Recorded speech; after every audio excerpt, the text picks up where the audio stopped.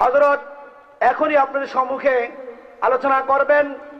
মহতারাম সম্মানিত এলাকাবাসী, আমি সকলের দৃষ্টি আকর্ষণ করছি, আমরা যারা এখনো বাড়িতে আছি বা দোকান হাদিস থেকে মূল্যবান বয়ান নিয়ে আসছেন হযরত মাওলানা মুফতি শামসুল আবরার তামিমি সাহেব, হযরতকে হযরতের মূল্যবান বয়ান পেশ করার জন্য মাহফিল ইমতিদামিয়া কমিটির পক্ষ থেকে আহ্বান জানাচ্ছি।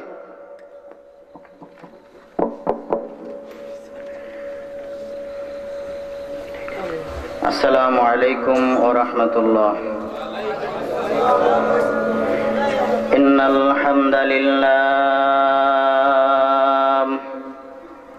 নাহমাদুহু ওয়া নাস্তাঈনুহু ওয়া নাস্তাগফিরুহু ওয়া নু'মিনু বিহি ওয়া নাতাওয়াক্কালু আলাইহি ওয়া নাউযু বিল্লাহি মিন শুরুরি আনফুসিনা ওয়া মিন وقال تعالى في شان حبيبه ومحبوبه مخبرا وآمرا إن الله وملائكته يصلون على النبي يا أيها الذين آمنوا صلوا عليه وسلموا تسليما محبتر সাথে সবাই পড়ি আল্লাহুম্মা সাল্লি আলা সাইয়্যিদিনা ওয়া মাওলানা মুহাম্মদ সাল্লাল্লাহু তাআলা আলাইহি ওয়া আলা আলিহি ওয়া সাহবিহি ওয়া বারাকা ওয়া সাল্লাম। নবীজির ভালোবাসা আমাদের সবার অন্তরে আছে না নাই? সকলেই একটু আওয়াজ দিয়ে বলেন আছে না নাই? যদি থাকে তাহলে নবীর প্রেমে মাতোয়ারা হয়ে পুরুষের মতো আওয়াজ দিয়ে সবাই পড়ুন বালাগাল উলা বিকামালিহি কাশাফাত দুজা বিজামালিহি হাসনাত জামিউ খিসালিহি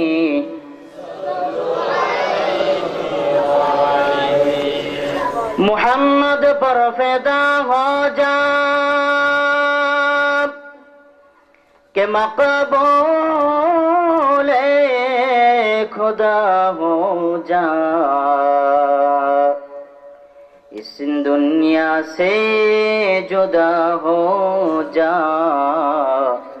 अरे नादा परदेसी बलागल उला بكماله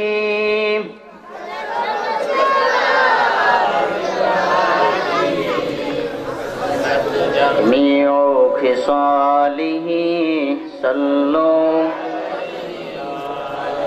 قوت عشق سے ہر پست کو بالا کر دے دہر میں اسم محمد سے उजाला कर दे बलागल उला बिकमालिही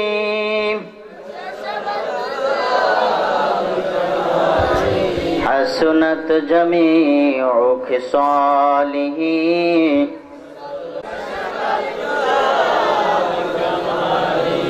हसनत जमीउ खिसालिही। मोहब्बतेर साथे जिकिर करुन ला इलाहा इल्लल्लाह ला इलाहा इल्लल्लाह ला इलाहा इल्लल्लाह ला इलाहा নেই কোনো মাবুদ আল্লাহ ছাড়া, নেই কোনো মাবুদ আল্লাহ ছাড়া, লা ইলাহা ইল্লাল্লাহ লা ইলাহা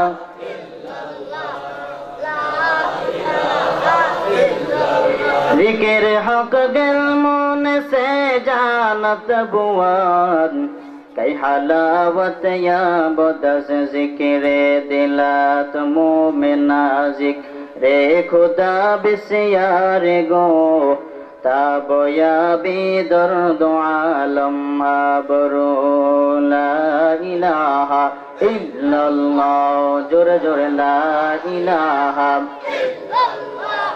লা ইলাহা ইল্লাল্লাহ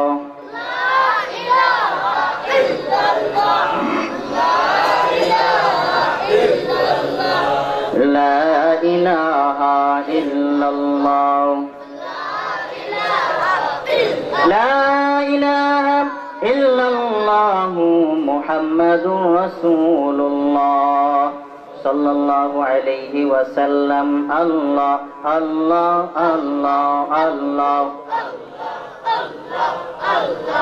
আল্লাহ আল্লাহ আল্লাহ আল্লাহ আল্লাহ আল্লাহ আল্লাহ আল্লাহ আল্লাহ আল্লাহ আল্লাহ আল্লাহ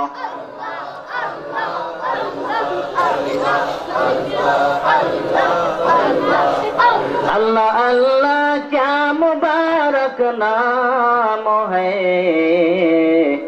अल्लाह अल्लाह मोमिनों का काम है अल्लाह अल्लाह ईच शीरीनी सलाम शीर शकर में गुनद जानम तमाम अल्लाह अल्लाह में गुनद शम्सो कमार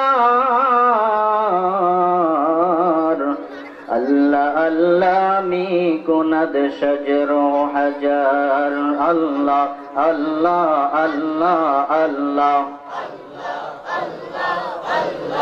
अल्लाह अल्लाह अल्लाह अल्लाह अल्लाह अल्लाह अल्लाह अल्लाह अल्लाह नाम जो पी जाओ तो ततई मधुर लागे नामे तो मधु थाके के जानी तो आगे अल्लाह नाम जो पी जाओ तो ततई मधुर लागे नामे तो मधु थाके के जानी तो आगे ओ नाम प्राणेर प्रियतम ओ नाम जपे मजनू श्याम ओ नाम प्राणेर प्रियतम ओ नाम जपे मजनू श्याम ओई नामे पपिया गाहे ओई नामे पपिया गाहे प्राणेर गोला पागे अल्लाह नाम जपी যত ততই মধুর লাগে আল্লাহ আল্লাহ আল্লাহ আল্লাহ যারা বাইরে আছেন মেহেরবানি করে ভিতরে চলে আসুন আল্লাহ আল্লাহ আল্লাহ আল্লাহ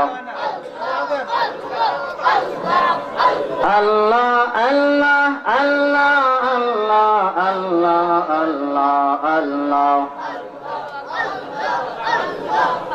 লা ইলাহা ইল্লাল্লাহ মুহাম্মাদুর রাসূলুল্লাহ সাল্লাল্লাহু আলাইহি ওয়াসাল্লাম। উপস্থিত নাম লা ওয়ালাদা ওয়ালা ওয়ালিদা লিল্লাহি তাআলা লা ওয়ালাদা ওয়ালা ওয়ালিদা লা আম্মা ওয়া খালা هو الأول والآخر والظاهر حقا والباطن مولاي ولا قيل وقالا والباطن مولاي ولا قيل وقالا। তাহলে আমার ভাইরা এখানে আসার তৌফিক দিয়েছেন একমাত্র আল্লাহ। আমার ভাইরা আজকে আমি একটা গুরুত্বপূর্ণ বিষয় নিয়ে আজকে আপনাদের সামনে আলোচনা করব।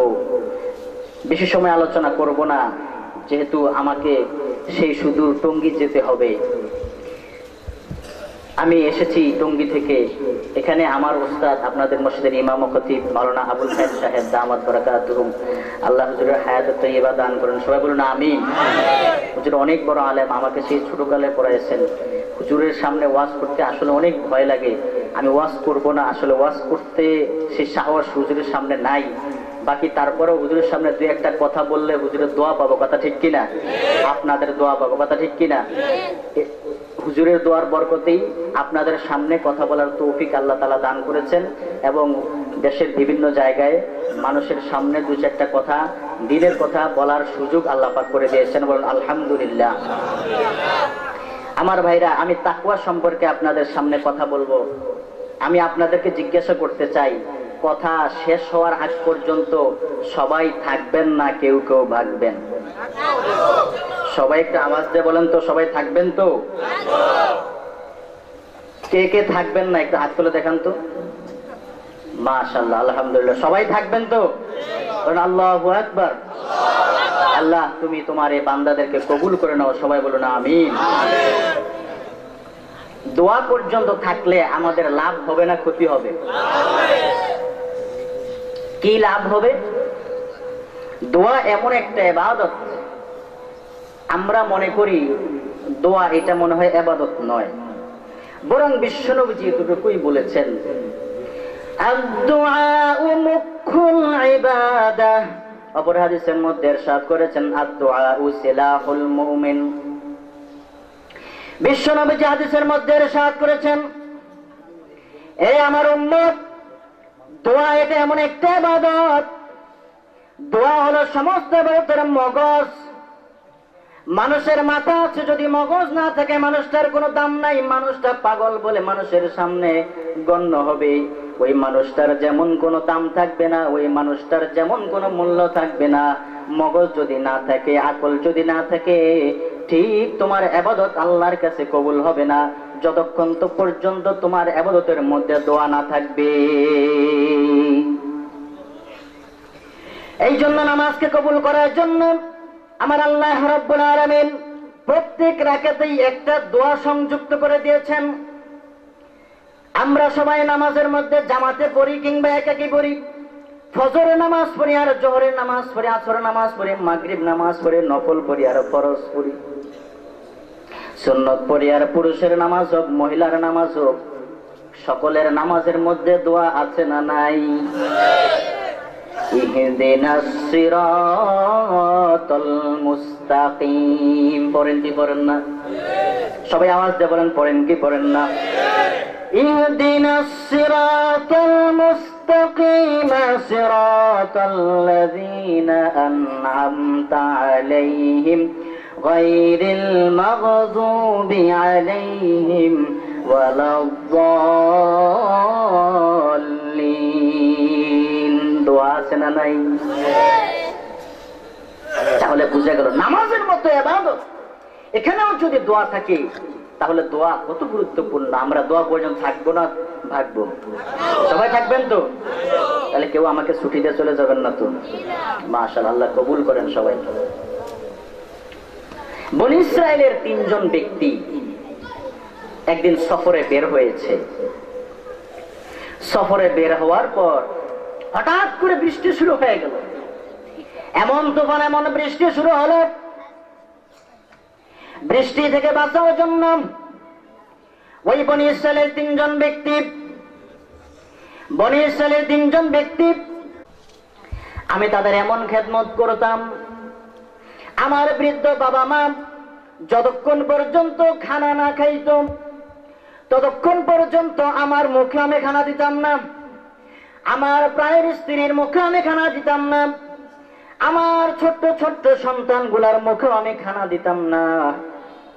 ততক্ষণ পর্যন্ত আমি নিজেও খাইতাম না, আমার সন্তানদেরকেও খাওয়াতাম না, আমার স্ত্রীকেও আমি খাওয়াতাম না। আল্লাহ, একদিন রাতে আমি দিনে সারাদিন কামাই করলাম, কামাই রুজি করে খাবার নিয়ে বাড়িতে এসে উপস্থিত। এখন আমার নিয়ম হলো আগে আমি আমার বাবা মাকে খাওয়াবো, বাবা মাকে খাওয়ানোর পর এরপরে আমি আমার সন্তানকে, আমি আমার স্ত্রীকে খাওয়াবো, তারপরে থাকলে আমি খাবো।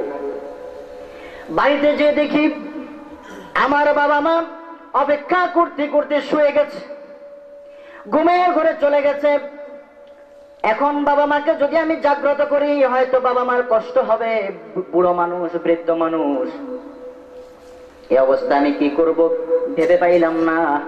এদিকে আমার স্ত্রী না খেয়া ক্ষুধায় ক্ষুধার যন্ত্রণা ভোগ করতেছে। আমার ছোট্ট ছোট্ট সন্তানগুলা আব্বু আম্মু বলে বলে চিৎকার করে আর খানার জন্য কান্দে।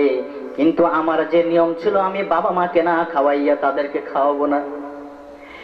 আয় রব্বুল আলামিন, সেই দিন সেই রাত্রে আমার বাবা মা জাগ্রত হওয়ার অপেক্ষা আমি সারা রাত কাটাই দিলাম। সারা রাত পর্যন্ত আমি নিজেও খাই নাই, আমার স্ত্রীকে আমি খানা খাওয়াই নাই। আমার ছোট্ট সন্তানগুলা কাঁদতে কাঁদতে বিছানায় পড়ে গিয়েছে, ঘুমায় গেছে, তারপরও আমি খানা খাওয়াই নাই। আয় আল্লাহ তাআলা, সকালবেলা যখন হলো, আমার বাবা মা যখন ঘুম থেকে উঠলো, আমার বাবা মা যখন খানা খাইলো, নাস্তা করলো, এরপরে আমার স্ত্রী সন্তানদেরকে খানা খাওয়াইয়া তারপর আমি নিজে খানা খেয়েছি। আয় আল্লাহ তাআলা, আমার এই আমলটুকু যদি তোমার দরবারে কবুল হয়ে থাকে, আয় রব্বুল আলামিন, মেহেরবানি করে ওই আমলের উসিলা দিয়া তোমার কাছে প্রার্থনা করে দোয়া করি, তুমি আমাকে আজকে এই কঠিন বিপদ থেকে তুমি আমাদেরকে রক্ষা করো। মা বাবার ওই খেদমতের উসিলা দিয়া দোয়া করলেন। মা বাবার খেদমতের উসিলা দিয়ে দোয়া করার পর, একটু দোয়া করার পর হাত মুছে, মুখের মধ্যে হাত মুছা দেওয়ার পর গুহার মুখের দিকে তাকায় দেখে পাথরটা একটু সরে গেছে। জোরে কোন সুবহানাল্লাহ, আরো একটু জোরে কোন না সুবহানাল্লাহ। মা বাবার খেদমতের উসিলা দিয়ে দোয়া করার পর এবার দেখে পাথরের গুহার মুখ থেকে পাথর সরে গেছে, পাহাড়ের গুহার মুখ থেকে পাথর সরে গেছে, কিন্তু ভালো করে সরে নাই, সামান্য একটু সরেছে। এতটুকু সরলে কাজ হবে না, শুধু এতটুকু লাভ হয়েছে, বাইরের থেকে একটু আলো ভিতরে আসে, কিন্তু তিনজন মানুষ বের হওয়ার কোনো রাস্তা এখনো হয় নাই। পাথর অতটুকু সরে নাই যে তিনজন মানুষ বের হবে। শুধুমাত্র ভিতরে থেকে চুকি দিয়ে একটু বাইরে দেখা যায়, অথবা বাহির থেকে চুকি দিয়ে ভিতরের দিকে একটু দেখা যায়, এছাড়া আর কিছুই লাভ নাই। এখনো সেই পরিমাণ পাথর সরে নাই যে তিনজন মানুষ পাহাড়ের গুহা থেকে বের হয়ে যেতে পারবে। আমার বন্ধুগণ, মা বাবার খেদমতের উসিলা যে দোয়া করার পর পাথরটা সরে গেল, বোঝা গেল মা বাবার খেদমত করলে লাভ নাই। আপনারা কি কন? যুবক ভাইরা কথা কয় না। মা বাবার খেদমত করে লাভ আছে না নাই?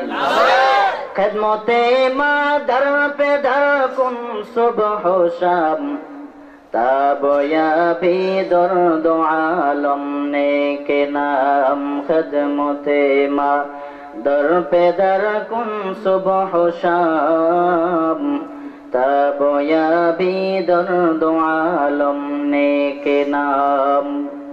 এক সাহাবী এসে বলে বিশ্বনবীর দরবারে, মান আবুরু ইয়া রাসূলুল্লাহ, হে আল্লাহর রাসূল, আমি কার খেদমত করব? রাসূল বললেন, উম্মাত, তোমার মা। সাহাবী আবার প্রশ্ন করলেন, সুম্মা মান, আমি এরপরে কার খেদমত করব? বিশ্বনবী বললেন, উম্মাত, তোমার মা। আবার প্রশ্ন করলেন, সুম্মা মান, কার খেদমত করবে? এরপরে বিশ্বনবী আবার বললেন, উম্মাকা, তোমার মা। এরপরে নবীজি আবার নবীজির কাছে সাহাবায়ে কেরাম, ওই সাহাবী আবারও প্রশ্ন করে, সুম্মা মান, এরপরে কার খেদমত করব?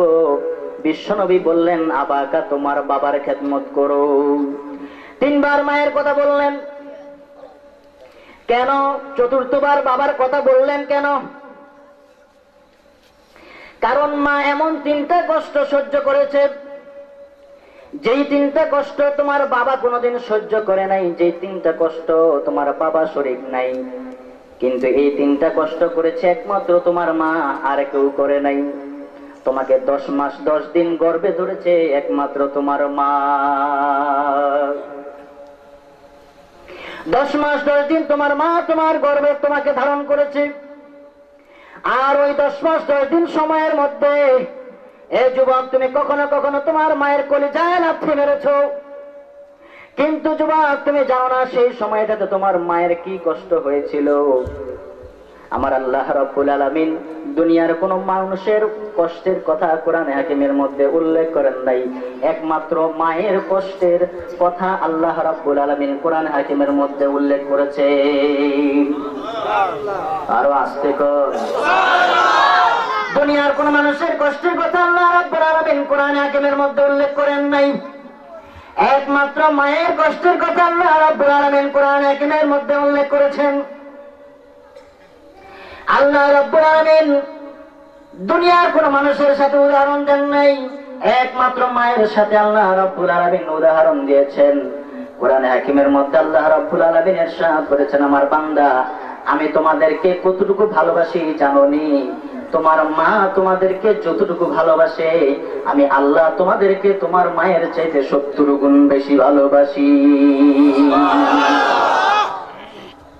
দুনিয়ার কোন মানুষের মহব্বতের সাথে, রহমতের সাথে, দয়ার সাথে আল্লাহ তুলনা দিলেন না। একমাত্র মায়ের দয়ার সাথে, মায়ের রহমতের সাথে, মায়ের ভালোবাসার সাথে আল্লাহ রাব্বুল আলামিন তুলনা দিলেন। বোঝা গেল আল্লাহর পরে, নবীজির পরে দুনিয়ার মধ্যে মা তার সন্তানকে সবচেয়ে বেশি ভালোবাসে। জোরে কোন কথা ঠিক কিনা? এই জন্য মায়ের দোয়া নিতে হবে, কি হবে না? আর একটু জোরে কোন, মায়ের দোয়া নিতে হবে, কি হবে না? মায়ের দোয়া লও হে মুমিন, মায়ের দোয়া লও, মায়ের দোয়া লও হে মুমিন, মায়ের দোয়া লও। বিপদে পড়বে না তুমি যখন যেথায় যাও, বিপদে পড়বে না তুমি যখন যেথায় যাও। মায়ের দোয়া লও হে মুমিন, মায়ের দোয়া লও, মায়ের দোয়া লও হে মুমিন, মায়ের দোয়া লও। মায়ে যখন দোয়া করে চলে যায় আরশ পরে, মায়ে যখন দোয়া করে চলে যায় আরশ পরে, সাথে সাথে কবুল হয়ে ফল দেখিতে পাও। মায়ের দোয়া লও হে মুমিন, মায়ের দোয়া লও, মায়ের দোয়া লও হে মুমিন, মায়ের দোয়া লও। বিপদে পড়বে না তুমি যখন যেথায় যাও, বিপদে পড়বে না তুমি যখন যেথায় যাও। মায়ের দোয়া লও হে মুমিন, মায়ের দোয়া লও। মায়ের দোয়া নিতে হবে কিনা ভাইয়েরা আমার? আর একটু জোরে কোন, মায়ের দোয়া নিতে হবে কিনা?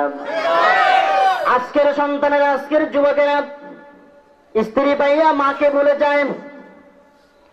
এ যুবক একটু চিন্তা করে দেখো, বালিশের সাথে মাথাটা লাগাইয়া আজকে রাতে একটু চিন্তা করবা। তোমার বয়স যদি 25 বছর বয়সে তুমি বিবাহ করে থাকো, 27 বছর বয়সে কিংবা 28 বছর বয়সে যদি তুমি বিবাহ করে থাকো, 25 বছর পরের এই সঙ্গীটাকে পাইয়া তুমি মাকে ভুলে গেলা। মাকে গ্রামের বাড়িতে সেই টিনের ঘরের বেড়ার মধ্যে রাইখা চলে গেলা। আর তুমি স্ত্রীকে পাইয়া স্ত্রীকে নিয়ে শহরের মধ্যে বাসা ভাড়া করে থাকো, দামি বাসা ভাড়া করে থাকো। মাকে কোনোদিন তুমি তোমার বাসায় নাও না। মাকে নিয়ে তুমি বাসা রাখলে তোমার একটা রুম বেশি লাগবে, ভাড়া বেশি যাবে, এই জন্য মাকে নাও না। এই 25 বছর বয়স পর্যন্ত মা তোমার জন্য কত কষ্ট করলো। হঠাৎ করে উধাও হয়ে গিয়েছ। রাত্র 12টা বেজে গেছে, তুমি বাড়িতে আসো না। মা তোমার জন্য খানা খায় না, মা তোমার অপেক্ষায় বসে আছে। মা শুধু অপেক্ষা করতেছে আমার জাদুমণি কখন আসবে, আমার সন্তানরা কখন আসবে। দুনিয়ার পরিস্থিতি ভালো না, দেশের পরিস্থিতি ভালো না, অ্যারেস্ট করে নিয়ে যায়। না জানি আমার ছেলেটা পুলিশের হাতে অ্যারেস্ট হয়ে গেল। অনেক ছেলে সন্তান, অনেক যুবক গুম হয়ে যায়। মায়ের মানে দুশ্চিন্তা এসে যায়, আমার ছেলেটা না জানি গুম হয়ে গেল। কল দিতেছে কিন্তু কল ঢোকে না, মোবাইলটা বন্ধ হয়ে গেছে। অথবা কল দিচ্ছে, তুমি কল ধরো না, তুমি তোমার প্রেমিকার সাথে আলাপের মধ্যে মত্ত আছো। আর এইদিকে তোমার মা বারবার তোমাকে কল দিচ্ছে, তুমি বাড়িতে কখন আসবা সেইটা একটু জানার জন্য। তোমার মা এত চিন্তা, এত পেরেশানিতে ভুগতেছে, কিন্তু তুমি তোমার মাকে একটু জানাও না। তুমি যখন রাত্র 12টা বাজে তোমার বন্ধুদের সাথে আড্ডা শেষ করে বাড়িতে আসলা, তখন তুমি দেখলা বাড়ির গেটে তোমার জনম দুঃখিনী মা দাঁড়ায় আছে। তোমার মা জনম দুঃখিনী দরজাটা খুলে দাঁড়ায় আছে। অথবা যদি দরজা খুলতেও না পারে, বাবার ভয়ে যদি দরজা খুলতে না পারে কিন্তু কানটা খোলা রেখেছে, কানটা খোলা রেখেছে যে সন্তান কখন এসে ঘরের দরজায় এসে ডাক দেয়, চিৎকার করে মা বলে ডাক দেয়, আম্মা বলে ডাক দেয়। সাথে সাথে যদি আমি দরজা খুলতে না পারি, না জানি সন্তানটার কোনো বিপদ হয়ে যায়। এই জন্য মা ঘুমায় না, বাবা ঘুমায়া যায়। বাবার ফাঁক দিয়া বাবারকে ঘুমের মধ্যে রাইখা বাবাকে ঘুম পাড়ায় দিয়া মা সজাগ হয়ে থাকে, আমার সন্তানটা কখন আসবে, কখন আমার সন্তানটা দরজার মধ্যে এসে মা বলে ডাক দিবে। এ দুনিয়ার মানুষ, যুবক, দুনিয়ার কোন মানুষ এই কষ্টটা স্বীকার করবে না। তুমি আজকে যে স্ত্রীকে পাইয়া তোমার মাকে ভুলে গেলার যুবক, মনে রাখবা তোমার মৃত্যুর উপর সেই স্ত্রী মুহূর্তের মধ্যে তোমাকে ঘর থেকে বের করে দিবে। আজকে তুমি মারা যাও, কালকেই তোমার স্ত্রী আরেকটা স্বামী গ্রহণ করবে। এ যুবক, তুমি হয়তো বা জানো না, তোমার অগোচরে তোমার স্ত্রী, যে স্ত্রীর ভালোবাসায় বইরে তুমি তোমার মাকে ভুলে গিয়েছো, মায়ের খেদমত থেকে তুমি দূরে সরে গিয়েছো, সেই স্ত্রী হয়তো বা ভিতরে ভিতরে আরেকজনের সাথেও সম্পর্ক থাকতে পারে। এমন ঘটনা ঘটে কি ঘটে না? আওয়াজে বোঝা যায় মনে হয় আপনাদের এলাকায় ঘটে না। এমন ঘটনা ঘটে কি ঘটে না? তুমি হয়তো বা জানো না তোমার স্ত্রীর সাথে আরেকজনের সাথে সম্পর্ক আছে, কিন্তু তোমার মা তোমাকে যে পরিমাণ দিল দিয়া অন্তর দিয়া মন দিয়া ভালোবাসে, তোমার স্ত্রী কিন্তু তোমাকে অতটুকু ভালোবাসে না, তুমি তোমার স্ত্রীকে যতটুকু ভালোবাসো। এই যুবক, আজকে তুমি স্ত্রীকে পাইয়া মাকে ভুলে গেলা। এই জনম দুঃখিনী মাকে তুমি কেমনে বলতে পারলা? তুমি কি মায়ের 10 মাস 10 দিন পেটে ধারণ করো নাই, পেটে থাকো নাই? তুমি যখন দুনিয়ার বুকে ভূমিষ্ঠ হয়েছ, দুনিয়ার বুকে যখন এসেছো, অনেক সন্তান দুনিয়ার বুকে আসার সময় মা দুনিয়া থেকে বিদায় হয়ে যায় প্রসবের বেদনা সহ্য করতে না পেরে। অনেক মা দুনিয়া থেকে বিদায় হয়ে যায়। ওই বেদনাটার কারণে যদি কোনো মহিলা মারা যায়, বিশ্বনবী যে ইরশাদ করেছেন, সেই মহিলাকে আল্লাহ রাব্বুল আলামিন শহীদের মর্তবা দান করবে। কত সন্তানের মা এই সন্তান ভূমিষ্ঠ করার সময় দুনিয়া থেকে বিদায় হয়ে যায়। এই যুবক, তুমি তো জানো না কত কষ্ট দিয়া তুমি তোমার মাকে দুনিয়া থেকে দুনিয়ার বুকে এসেছো, তোমার মায়ের পেট থেকে দুনিয়ার বুকে এসেছো। দ্বিতীয় নম্বর কষ্ট, এই কষ্টটা দুনিয়ার কোনো মানুষ সহ্য করে নাই, দুনিয়ার কোনো মানুষ এই কষ্টটা বুঝে না, শুধু একমাত্র ওই মাই বুঝে যেই মা সন্তান ধারণ করেছে।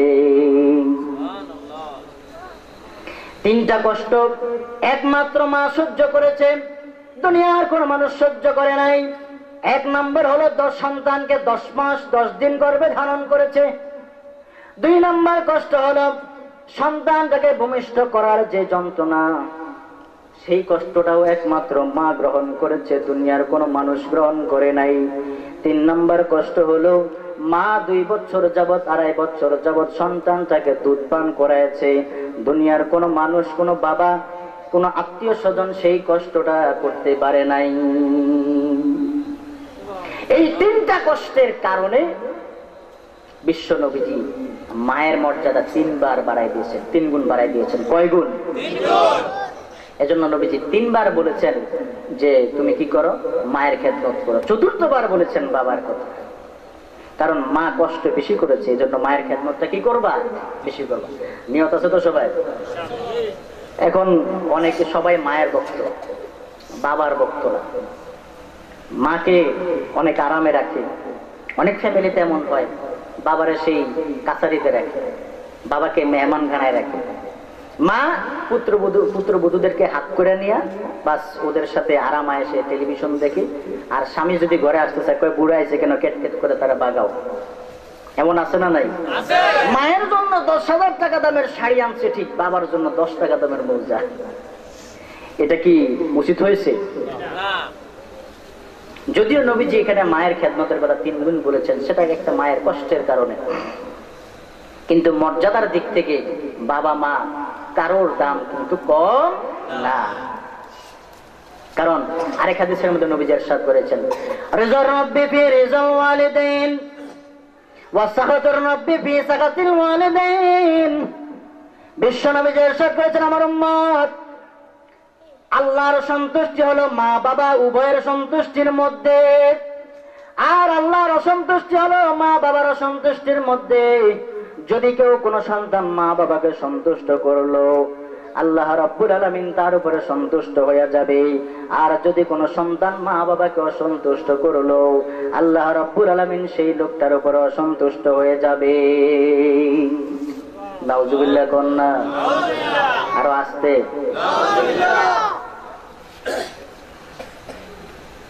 আমার ভাইয়ের এই জন্য মা বাবার খেদমত করতে হবে কিনা? আর একটু জোর করে মা বাবার খেদমত করতে হবে কিনা? করবো তো সবাই। নবীজির এক সাহাবী, অনেক বড় জলিলুল কদর সাহাবী, তিনি ইন্তেকাল করার সময় হঠাৎ দেখা গেল তার মুখ দিয়ে কালেমা আসে না। কি আসে না? এখন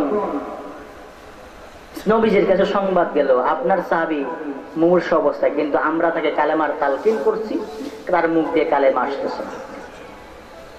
নবীজি বললেন, কি ব্যাপার? নবীজি গেলেন, সাহাবীর কাছে গেলেন, সাহাবীর কাছে যায় দেখলেন, বললেন, তোমার কি কোনো মা আছে? বললেন, ইয়া রাসূলুল্লাহ, আছে। নবীজি ব্যাপারটা বুঝতে পারলেন, সমস্যা হয়ে গেছে, হয়তো তার মা তার উপর অসন্তুষ্ট। নবীজি মাকে বললেন, তুমি কি তোমার সন্তানের উপর অসন্তুষ্ট? বলে, হ্যাঁ, আমি অসন্তুষ্ট। নবীজি বললেন, তুমি তোমার সন্তানকে মাফ করে দাও, তুমি তোমার সন্তানকে মাফ করে দাও, না হলে তোমার সন্তানের মুখ থেকে কালেমা বের হবে না। আর যদি তোমার সন্তানের মুখ থেকে কালেমা বের না হয়, তাহলে তোমার সন্তানটা জাহান্নামী হয়ে যাবে, চিরতরে জাহান্নামী হয়ে যাবে। তুমি তোমার সন্তানটাকে মাফ করে দাও। বলে, না, আমি মাফ করব না, আমাকে এত কষ্ট দিয়েছে, আমি মাফ করতে পারবো না। বিশ্বনবী এবার সাহাবায়ে কেরামদেরকে নির্দেশ দিলেন, আমার সাহাবায়ে কেরাম, তোমরা লাকড়ি জোগাড় করো, তোমরা লাকড়ি জোগাড় করো, আমি এই সন্তানটাকে, এই মহিলার সন্তানকে আগুনে পোড়ায় শেষ করে দেব।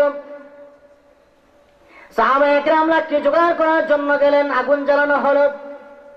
মহিলা দেখলো ঘটনা খারাপ, পরিস্থিতি খারাপ, নবীজি আমার সন্তানকে আগুনে পোড়ায় দিবে, আমি যদি আমার সন্তানকে ক্ষমা না করি। মহিলার সাথে সাথে ডাক দিয়ে বলি, ইয়া রাসূলুল্লাহ, ইয়া হাবিবাল্লাহ, আমি আমার সন্তানকে মাফ করে দিলাম। সন্তানের মায়া চলে আসে। আমার এক ক্লাসমেট বরিশালের, তিনি বলেছিলেন, তাদের এলাকায় এক ছেলে যুবক বিবাহ করার পর তার স্ত্রীর সাথে তার মায়ের সাথে ঝগড়া খুব বেশি হইত, যার কারণে ছেলেটা বাড়িতে আসার পর স্ত্রী এই ওনাপেনা শুরু করলো, জ্ঞানের শুরু করলো। আসে না, স্বামী যদি চাকরি থেকে বাড়িতে আসে, ছুটিতে বাড়িতে আসে, এই তোমার মা এটা করছে, সেটা করছে, এই করছে, সেই করছে, শত বিচার সব একসাথে হাজির হয়ে যায়, হয় কি হয় না? তো ওই ছেলেটার স্ত্রী এবার শুরু করছে। ছেলেটা এমন জিদে এসে গেছে, মায়ের সাথে লাগে গেছে তর্ক, মায়ের সাথে খুব জিদ তর্ক লাগছে। লাগার পর এক পর্যায়ে মাকে সে দাও দিয়া, কূপ দিয়া মায়ের কল্লা, মায়ের মাথাকে সে শরীর থেকে দ্বিগণ্ডিত করে দিচ্ছে। নাউজুবিল্লাহ। এমন যুবকও আমাদের দেশের মধ্যে আছে। এবার এলাকার মানুষ ছুটে আসছে, কত বড় বেয়াদব, মাকে হত্যা করে ফেলেছে। মানুষ এবার দাওয়াতে নিয়েছে, যেই দাও দিয়ে তুই তোর মাকে শেষ করেছিলি, আমরা সেই দাও দিয়ে তোকেই শেষ করে দেব। মায়ের কল্লা থেকে আওয়াজ আসে, এ আমার বাড়ির মানুষেরা, আমার সন্তানকে তোরা মারিস না, আমি আমার সন্তানরে মাফ করে দিলাম। ও যুবক ভাই গো, চিন্তা করে দেখো, মায়ের মহব্বত, মায়ের ভালোবাসা কতটুকু। স্ত্রীকে যতই তুমি দাও, যতই ভালোবাসো তুমি, মায়ের ভালোবাসার 1000 ভাগের 1 ভাগও তুমি পাইবা না। এই জন্য মাকে তুমি সবচেয়ে বেশি ভালোবাসবা। মাকে খুশি করলে আমার আল্লাহ খুশি, স্ত্রীকে খুশি করলে আমার আল্লাহ খুশি হবে, এই কথা হাদিসে আসে নাই। এই জন্য আমার ভাইরা রাজি আছেন তো? না, কি বলেন, রাজি আছেন কিনা? তাহলে ওই যে বনি ইসরাইলের মনে আছে তো আপনাদের, প্রথম জন দোয়া করলো যে আল্লাহ, মায়ের যে খেদমত করেছিলাম, যদি এই খেদমতটা তোমার কাছে কবুল হয়ে থাকে, এই উসিলে আমাদেরকে কি করে দাও, মাফ করে দাও। এবার দ্বিতীয় জন দোয়া করা শুরু করলো, আয় আল্লাহ পাক রব্বুল আলামিন, আল্লাহ তাআলা, আয় আল্লাহ তাআলা, আমি অনেক ধনী মানুষ, আমার চাচাতো বোন খুবই গরিব মানুষ, দারিদ্রতার মধ্যে পড়ে একদিন আমার চাচাতো বোন খুবই সুন্দরী ছিল, আমার কাছে আসলো 500 টাকা কর্জ দেওয়ার জন্য। অনেক বিপদে পড়েছে, খাওয়া পড়ার কোনো ব্যবস্থা নাই, ঘরের ভাত নাই। আমার কাছে এসেছে 500 টাকা কর্জ নেওয়ার জন্য। আমার বোনটা, চাচাতো বোনটা খুবই সুন্দরী ছিল বিধায় আমি তাকে একটা খারাপ প্রস্তাব দিলাম। বললাম, তুমি যদি আমার সাথে জেনায় রাজি হও তাহলে আমি তোমার সাথে তোমাকে 500 টাকা দিতে রাজি আছি। আয় আল্লাহ তাআলা, আমার চাচাতো বোনটা দারিদ্রতার কারণে রাজি হয়ে গেল। 500 টাকা নিবে, কিন্তু তার দেহকে আমার কাছে বিক্রি করে দিবে। সময় মতো দিন তারিখ ঠিক করা হলো, নির্দিষ্ট রাতে সে আমার কাছে চলে আসলো। দুনিয়ার কোনো মানুষ নাই, আমি আর আমার চাচাতো বোন। রাত্র গভীর হয়ে গেল, আমিও রেডি, আমার বোনও রেডি, প্রস্তুত। আমি হঠাৎ করে আমার চাচাতো বোনের চোখের দিকে তাকায় দেখি তার চোখ থেকে গড় গড় করে চোখের পানি পড়তেছে। আমি জিজ্ঞেস করলাম, বোন তুমি কাঁদো কেন? আমি তো তোমার ভাই, তোমার কোনো বিপদ হইলে আমার কাছে বলো, আমি তোমাকে বিপদ থেকে উদ্ধার করবো রে বোন, বলো আমার কাছে বলো। বোনটা আমার কাছে তখন বলল, রে ভাই, আজকে দারিদ্রতার কারণে, অভাবের কারণে, অনটনের কারণে আজকে আমার দেহ বিক্রি করতেছি তোমার কাছে। জীবনে এই দেহের মধ্যে কোনো বড় পুরুষ হাত লাগাইতে পারে নাই, কোনো বড় পুরুষ আমাকে দেখে নাই। জেনা ব্যভিচার তো দূরের কথা, কিন্তু আজকে অভাবের কারণে তোমার কাছে আমি ধরা পড়ে গেলাম। আজকে অভাবের কারণে আমি গুনাহ করতে যাইতেছি, আমার কাছে বড় লজ্জা হয়। আমি আল্লাহর কাছে কাল কিয়ামতের ময়দানে কি জবাব দিব? আমি আল্লাহর ভয়ে কাঁদতেছি রে ভাই, দুনিয়ার কোনো বিপদ আমার নাই। ওই লোকটা বলতেছে, আল্লাহ তাআলা, আয় রব্বুল আলামিন। ওই মুহূর্তে আমি আমার বোনটাকে বললাম, রে বোন, তুমি যেহেতু আল্লাহর ভয়ে কেঁদে ফেলেছো, আমি তোমার কাছ থেকে যে আবদার করেছিলাম সেই আবদার আর আমি চাই না। আমি তোমার শরীর আর চাই না, আমি তোমার থেকে আর ইজ্জানা করতে চাই না, তোমার সাথে জেনার আমি করতে চাই না। এই আমার বোন, আমি তোমাকে মাফ করে দিলাম। তোমার সাথে যে চুক্তি আমার হয়েছে সেই চুক্তি বাদ দিয়ে দিলাম। নেও 500 টাকা নয়, 5000 টাকা আমি তোমাকে হাদিয়া দিয়া দিলাম। তোমার সতী শরীরের মধ্যে আমি আঘাত করলাম না, তোমার মতো সৎ মহিলাকে আমি নষ্ট করলাম না। তুমি যেমন আল্লাহর ভয়ে ক্রন্দন করেছো, আমিও আল্লাহর ভয়ে তোমাকে মাফ করে দিলাম। যে আল্লাহর ভয়ে তুমি কেঁদে ফেলেছো, আমিও সে আল্লাহর দরবারে তওবা করলাম। আয় আল্লাহ তাআলা, সেই দিনের পর থেকে আমি আর কোনো জিনা করি নাই। আয় আল্লাহ, সেই দিন সমস্ত প্রস্তুতি থাকা সত্ত্বেও, আমার বোনটা রাজি থাকা সত্ত্বেও যেহেতু আমি জিনা করি নাই, আয় আল্লাহ তাআলা, ওই দিনের আমলটা যদি আমার কবুল হয়ে থাকে তোমার দরবারে, তাহলে সেই আমলটার ওসিলা দিয়া আমি তোমার কাছে দোয়া করি, মাবুদ, মেহেরবানি করে আজকে তুমি আমাকে মাফ করে দাও, আর এই কঠিন বিপদ থেকে তুমি আমাদের সবাইকে উদ্ধার করে দাও। একটু জিকির করেন, লা ইলাহা ইল্লাল্লাহ, লা ইলাহা ইল্লাল্লাহ, লা ইলাহা ইল্লাল্লাহ, লা ইলাহা ইল্লাল্লাহ, লা ইলাহা ইল্লাল্লাহ, লা ইলাহা ইল্লাল্লাহ, লা ইলাহা ইল্লাল্লাহ, লা ইলাহা ইল্লাল্লাহ,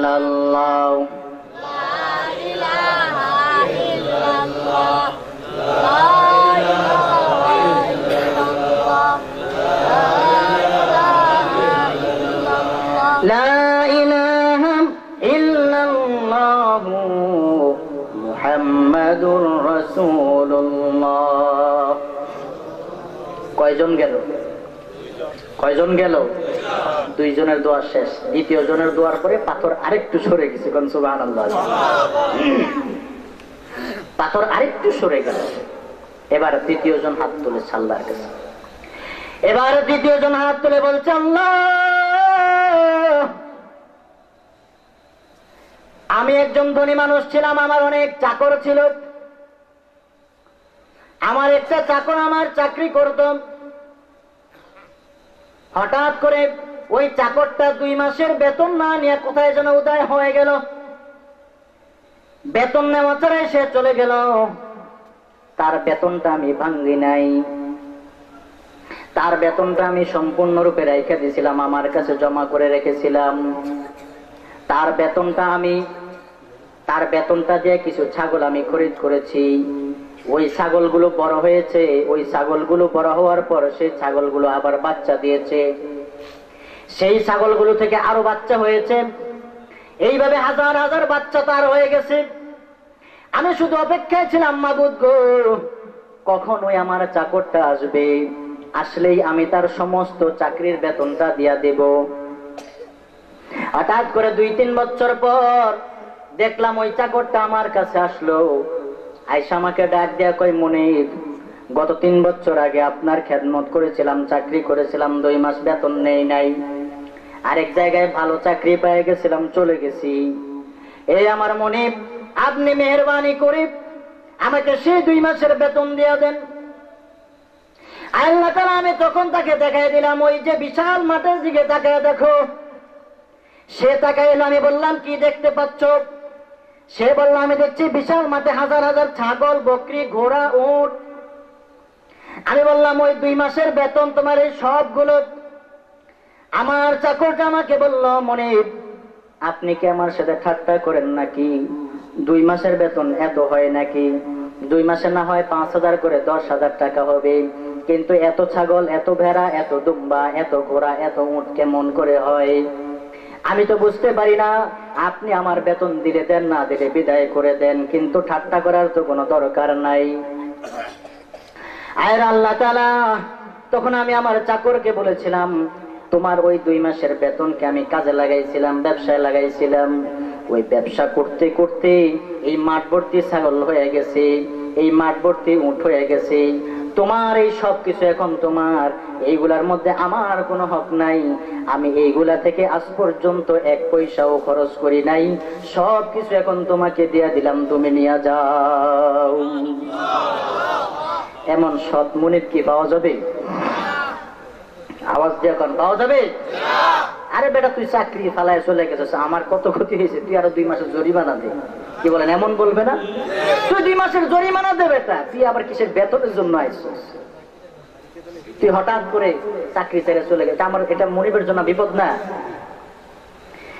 লোকটা দোয়া করতেছে, আল্লাহ তাআলা, যদি ওই দিনের আমলটা আপনার কাছে কবুল না থাকে গো মাবুদ, মেহেরবানি করে ওই ওসিলা দিয়ে আপনার কাছে ক্ষমা চাই।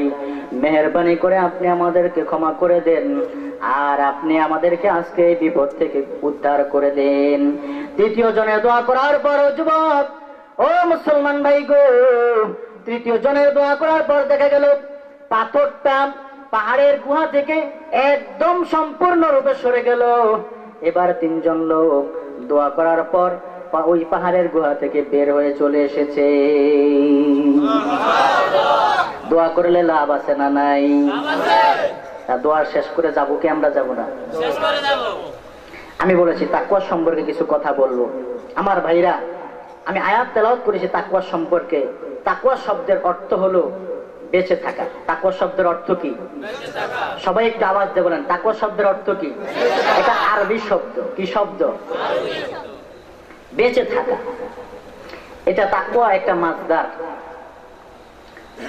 এর অর্থ হলো বেঁচে থাকা। বাংলাতে বলা হয়, বাংলা ব্যাকরণের ভাষায় মাসদারকে বলা হয় মূল ধাতু, যেটা মূল ক্রিয়া।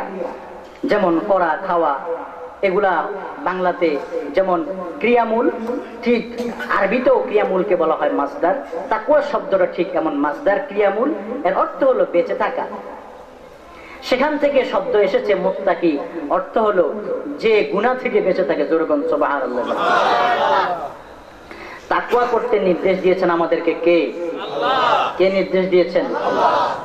আল্লাহ রাব্বুল আলামিন কোরআনে হাকিমের মধ্যে ইরশাদ করেন, ইয়া আইয়ুহাল্লাযীনা ইত্তাকুল্লাহা হাক্কা তুকাতিহি ওয়া লা তামুতুন্না ইল্লা ওয়া আনতুম মুসলিমুন।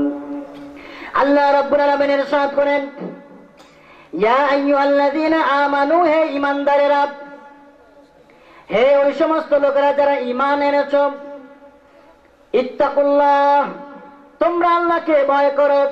কাকে ভয় করো? ইত্তাকুল্লাহ, তোমরা আল্লাহকে ভয় করো, দুনিয়ার কোন মানুষকে ভয় করো না। বোঝা গেল আল্লাহর ভয় যদি কোনো মানুষের অন্তরে থাকে, দুনিয়ার কোন মানুষ, কোন এটম বোম, কোন কিছুর ভয় তার অন্তরের মধ্যে থাকতে পারে না। কথা ঠিক কিনা? আমার ভাইয়েরা, একমাত্র ভয় থাকতে হবে কার? একমাত্র আল্লাহর ভয় থাকতে হবে। আল্লাহর ভয় যদি অন্তরে থাকে তাহলে দুনিয়ার কোনো ভয়, কোনো মানুষকে ভয় করার দরকার নাই। বিশ্বনবী হাদিসের মধ্যে ইরশাদ করেছেন, মাল্লাহুল মাওলা ফালাহুল কুল, যদি কোনো মানুষ আল্লাহকে সন্তুষ্ট করতে পারে তাহলে তার জন্য সমস্ত কিছু হয়ে যাবে। এই আকাশ তার কথা শুনবে, ওই সূর্য তার কথা শুনবে, এই বাতাস তার কথা শুনবে, এই পানি তার কথা শুনবে, সমস্ত কিছু তার কথা শুনবে, জমিন তার কথা শুনবে, সমস্ত চতুষ্পদ জন্তুগুলা তার কথা শুনবে, মাটি তার কথা শুনবে, সমস্ত কিছু তার কথা শুনবে। আর যদি সে আল্লাহকে ভয় না করে, যদি সে আল্লাহর ইবাদত না করে, আল্লাহকে সন্তুষ্ট করতে না পারে, তাহলে দুনিয়ার সমস্ত মানুষ তার মনিব হয়ে যাবে, সে সকল কিছুর গোলাম হয়ে যাবে। আর যদি আল্লাহকে ভয় করে, ভয় করার মতো, তাহলে সে সর্দার হয়ে যাবে, দুনিয়ার সমস্ত মানুষকে আল্লাহ তাআলা তার গোলাম বানায় দিবে। এজন্য ভয় করতে হবে কাকে? আমরা কোরআনকে প্রশ্ন করলাম, হে কোরআন, এবার আমাদেরকে বলো তাকওয়া কিভাবে করতে হবে। তাকওয়া তো 3 প্রকার। কয় প্রকার? সবাই বলেন তাকওয়া কয় প্রকার? বিশ্বের একজন ফার্স্ট ক্লাস মুফাসসির আল্লামা ইমাম বাইজাবি রাহমাতুল্লাহ আলাইহি বাইজাবি শরীফের মধ্যে উল্লেখ করেন, মুত্তাকিনের স্তর 3টা। ওয়ালিল মুত্তাকিনা সালাসু মারাতিব, মুত্তাকিনদের স্তর হলো 3টা। 1 নম্বর স্তর হলো আত-তাওয়াক্কি আনিশ শিরকি, শিরক থেকে বেঁচে থাকা। যারা শিরক করে না, কুফরি করে না, মূর্তি পূজা করে না, গাছের পূজা করে না, মাছের পূজা করে না, যারা কোনো পীরের পূজা করে না, যারা কোনো মাজারে সেজদা দেয় না, যারা কোনো পীরের পায়ে সেজদা দেয় না, তারা হলো প্রথম স্তরের মুত্তাকি। জোরে সোরে কোন সুবহানাল্লাহ। 2 নম্বর স্তর হলো ইমানদার ঠিক, কিন্তু গুনাহ করে না। আমল হয়তো কিছু কম করে, ফরজগুলো ঠিক রাখে, কিন্তু কোনো গুনাহ করে না। মদ খায় না, জুয়া খেলে না, সুদ খায় না, ঘুষ খায় না। আজকে সমাজের মধ্যে সুদ ঘুষের রোগ আছে না নাই? অভাব নেই। কে সুদ ঘুষ থেকে মুক্ত? আলেম, ওলামা, হাজি। আমার মতো বহু দরবেশ, পাঞ্জাবিওয়ালা সুদের মধ্যে লিপ্ত, ঘুষের মধ্যে লিপ্ত, ঠিক কিনা? বিশ্বনবী হাদিসের মধ্যে ইরশাদ করেছেন, লাআনাল্লাহু আলা আকিলির রিবা ওয়া মুকিলিহি ওয়া শাহিদিহি ওয়া কাতিবিহি। বিশ্বনবী ইরশাদ করেছেন, আমার উম্মত, সুদের সাথে সম্পর্কযুক্ত 4 জন ব্যক্তির উপরে আল্লাহর গজব। কয়জন? আওয়াজ দেখুন, কয়জন? সুদের সাথে সম্পর্কযুক্ত 4 জন ব্যক্তির উপর আল্লাহর লানত, আল্লাহর গজব। কার গজব? দুনিয়ার কোন মানুষের গজব না। আবার সেটা বলেছেন কাকে? আল্লাহর নবী বলেছেন। কে বলেছেন? বিশ্ব নবীজি বলেছেন, লাআনাল্লাহু আলা আকিলির রিবা, যে সুদ খাইলো। আকিল শব্দের অর্থ হলো ভক্ষণকারী। যে সুদ ভক্ষণ করলো তার উপর আল্লাহর লানত। ওয়া মুকিলিহি, আর যে সুদ দান করলো। 2 নম্বর। 3 নম্বর হলো ওয়া কাতি ওয়া শাহিদিহি, সুদের লেনদেনের সময় সাক্ষীও থাকে, ওই সাক্ষীর উপরেও আল্লাহর লানত। 4 নম্বর হলো ওয়া কাতিবিহি, যে সুদের কথা লেখলো, কম্পোজ করলো কিংবা হাতে লেখলো, এই 4 প্রকারের ব্যক্তির উপরে বিশ্বনবীজি বলেছেন আমার আল্লাহর গজব পতিত হবে। সুবহানাল্লাহ, নাউজুবিল্লাহ। কোন জায়গায় সুবহানাল্লাহ কইতে হবে, নাউজুবিল্লাহ কইতে হবে? আমাদের একটু শিখার দরকার আছে না নাই? গুনাহের ক্ষেত্রে বলবো নাউজুবিল্লাহ। কি বলবো? জাহান্নামের কথা আসলে কি বলবো? না সুবহানাল্লাহ। আমার ভাইরা, তাহলে সুদ খাওয়া যাবে? 1 টাকার সুদের খাওয়া নিজের মায়ের সাথে 36 বার জেনা করার চাইতেও জঘন্যতম গুনাহ। জোরে কোন নাউজুবিল্লাহ। পরিষ্কার হাদিস, বিশ্বনবীজি ইরশাদ করেছেন নিজের মায়ের সাথে 36 বার জেনা করলে যে গুনাহ হবে 1 টাকা সুদের খাইলে এর চাইতে মারাত্মক গুনাহ হবে। বলেন নাউজুবিল্লাহ। সুদ খাওয়া হালাল না হারাম? হারাম। আরবের লোকেরা বলেছিল ইন্নামাল বাইউ মিসলুর রিবা, সুদ আর ব্যবসা একরকম। কোন নাউজুবিল্লাহ। তারা যখন এই কথা বলে আল্লাহ রাব্বুল আলামিন আয়াত নাযিল করে দেন আহাল্লাল্লাহুল বাইআ ওয়া হারামার রিবা। আল্লাহ রাব্বুল আলামিন ব্যবসাকে হালাল করেছেন আর সুদকে হারাম করে দিয়েছেন। জোরে জোরে কোন নাউজুবিল্লাহ। আবার কিছু মানুষ আছে ঘুষ খায়, কলম আছে, ক্ষমতা আছে, ঘুষ খায়। তাদের সম্পর্ক হাদিসের মধ্যে বিশ্বনবী ইরশাদ করেছেন আর রাশি ওয়াল মুরতাশি কিলাহুমা ফিন্নার। যে সুদ গ্রহণ করলো আর যে সুদ দিল, আর রাশি অর্থ হলো যে ঘুষ দাতা, আর মুরতাশি হলো যে ঘুষ গ্রহীতা। যে ঘুষ গ্রহণ করলো উভয় হলো কিলাহুমা ফিন্নার, উভয় জাহান্নামে। জোরে সোরে কোন নাউজুবিল্লাহ।